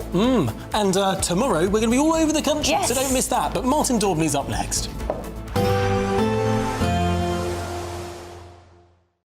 Today, clouds overhead, total zen within. Boxed Solar sponsors the weather on GB News. Hello again, I'm here with your GB News weather forecast from the Met Office. Now, there is some heavy thundery rain across the northern parts, Scotland in particular at the moment, but that's easing through the next 12 hours or so with a lot of dry weather to come for tomorrow. There's still low pressure over northern parts at the moment, and that's leading to the unsettled weather we have here. So still some persistent rain down the western side of Scotland feeding into Northern Ireland, and then that heavy thundery rain across eastern parts of Scotland, and some outbreaks of rain across parts of northern England and Wales overnight, but a lot of the rain will be breaking up, clearing through, turning less heavy. Further south, it's staying dry with clear skies here, and worth bearing in mind, we have fresher air coming through, so temperatures will be a bit lower this coming night than they have been through some recent nights. First thing tomorrow morning, it is going to be quite cloudy across particularly central and eastern parts of Scotland, and there will be some rain around, but it's not as heavy, it's not going to be as widespread or as frequent as the rain that we've seen through some recent days. Western parts of Scotland seeing some sunshine through the morning, and across Northern Ireland it's similar. A few spots of rain, yes, but also some sunny breaks. Also across some parts of northern western England and Wales, the odd bit of rain not out of the question, but generally dry with some sunshine. The greatest chance of the sunshine, though, will be across central and eastern parts of Scotland. Through the day tomorrow, it is going to be much drier than recent days across northern areas. A few outbreaks of rain here and there, but generally dry with some sunshine. Again, the greatest chance of the sunshine will be across more southern and also some eastern areas. Worth noting with that fresher air, though, temperatures here will be down several degrees compared to today. We're looking at highs around 22, 23 Celsius, so still feeling warm in any sunshine.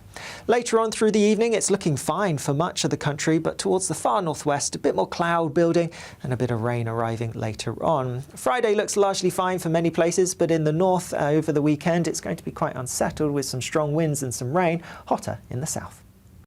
Today, clouds overhead.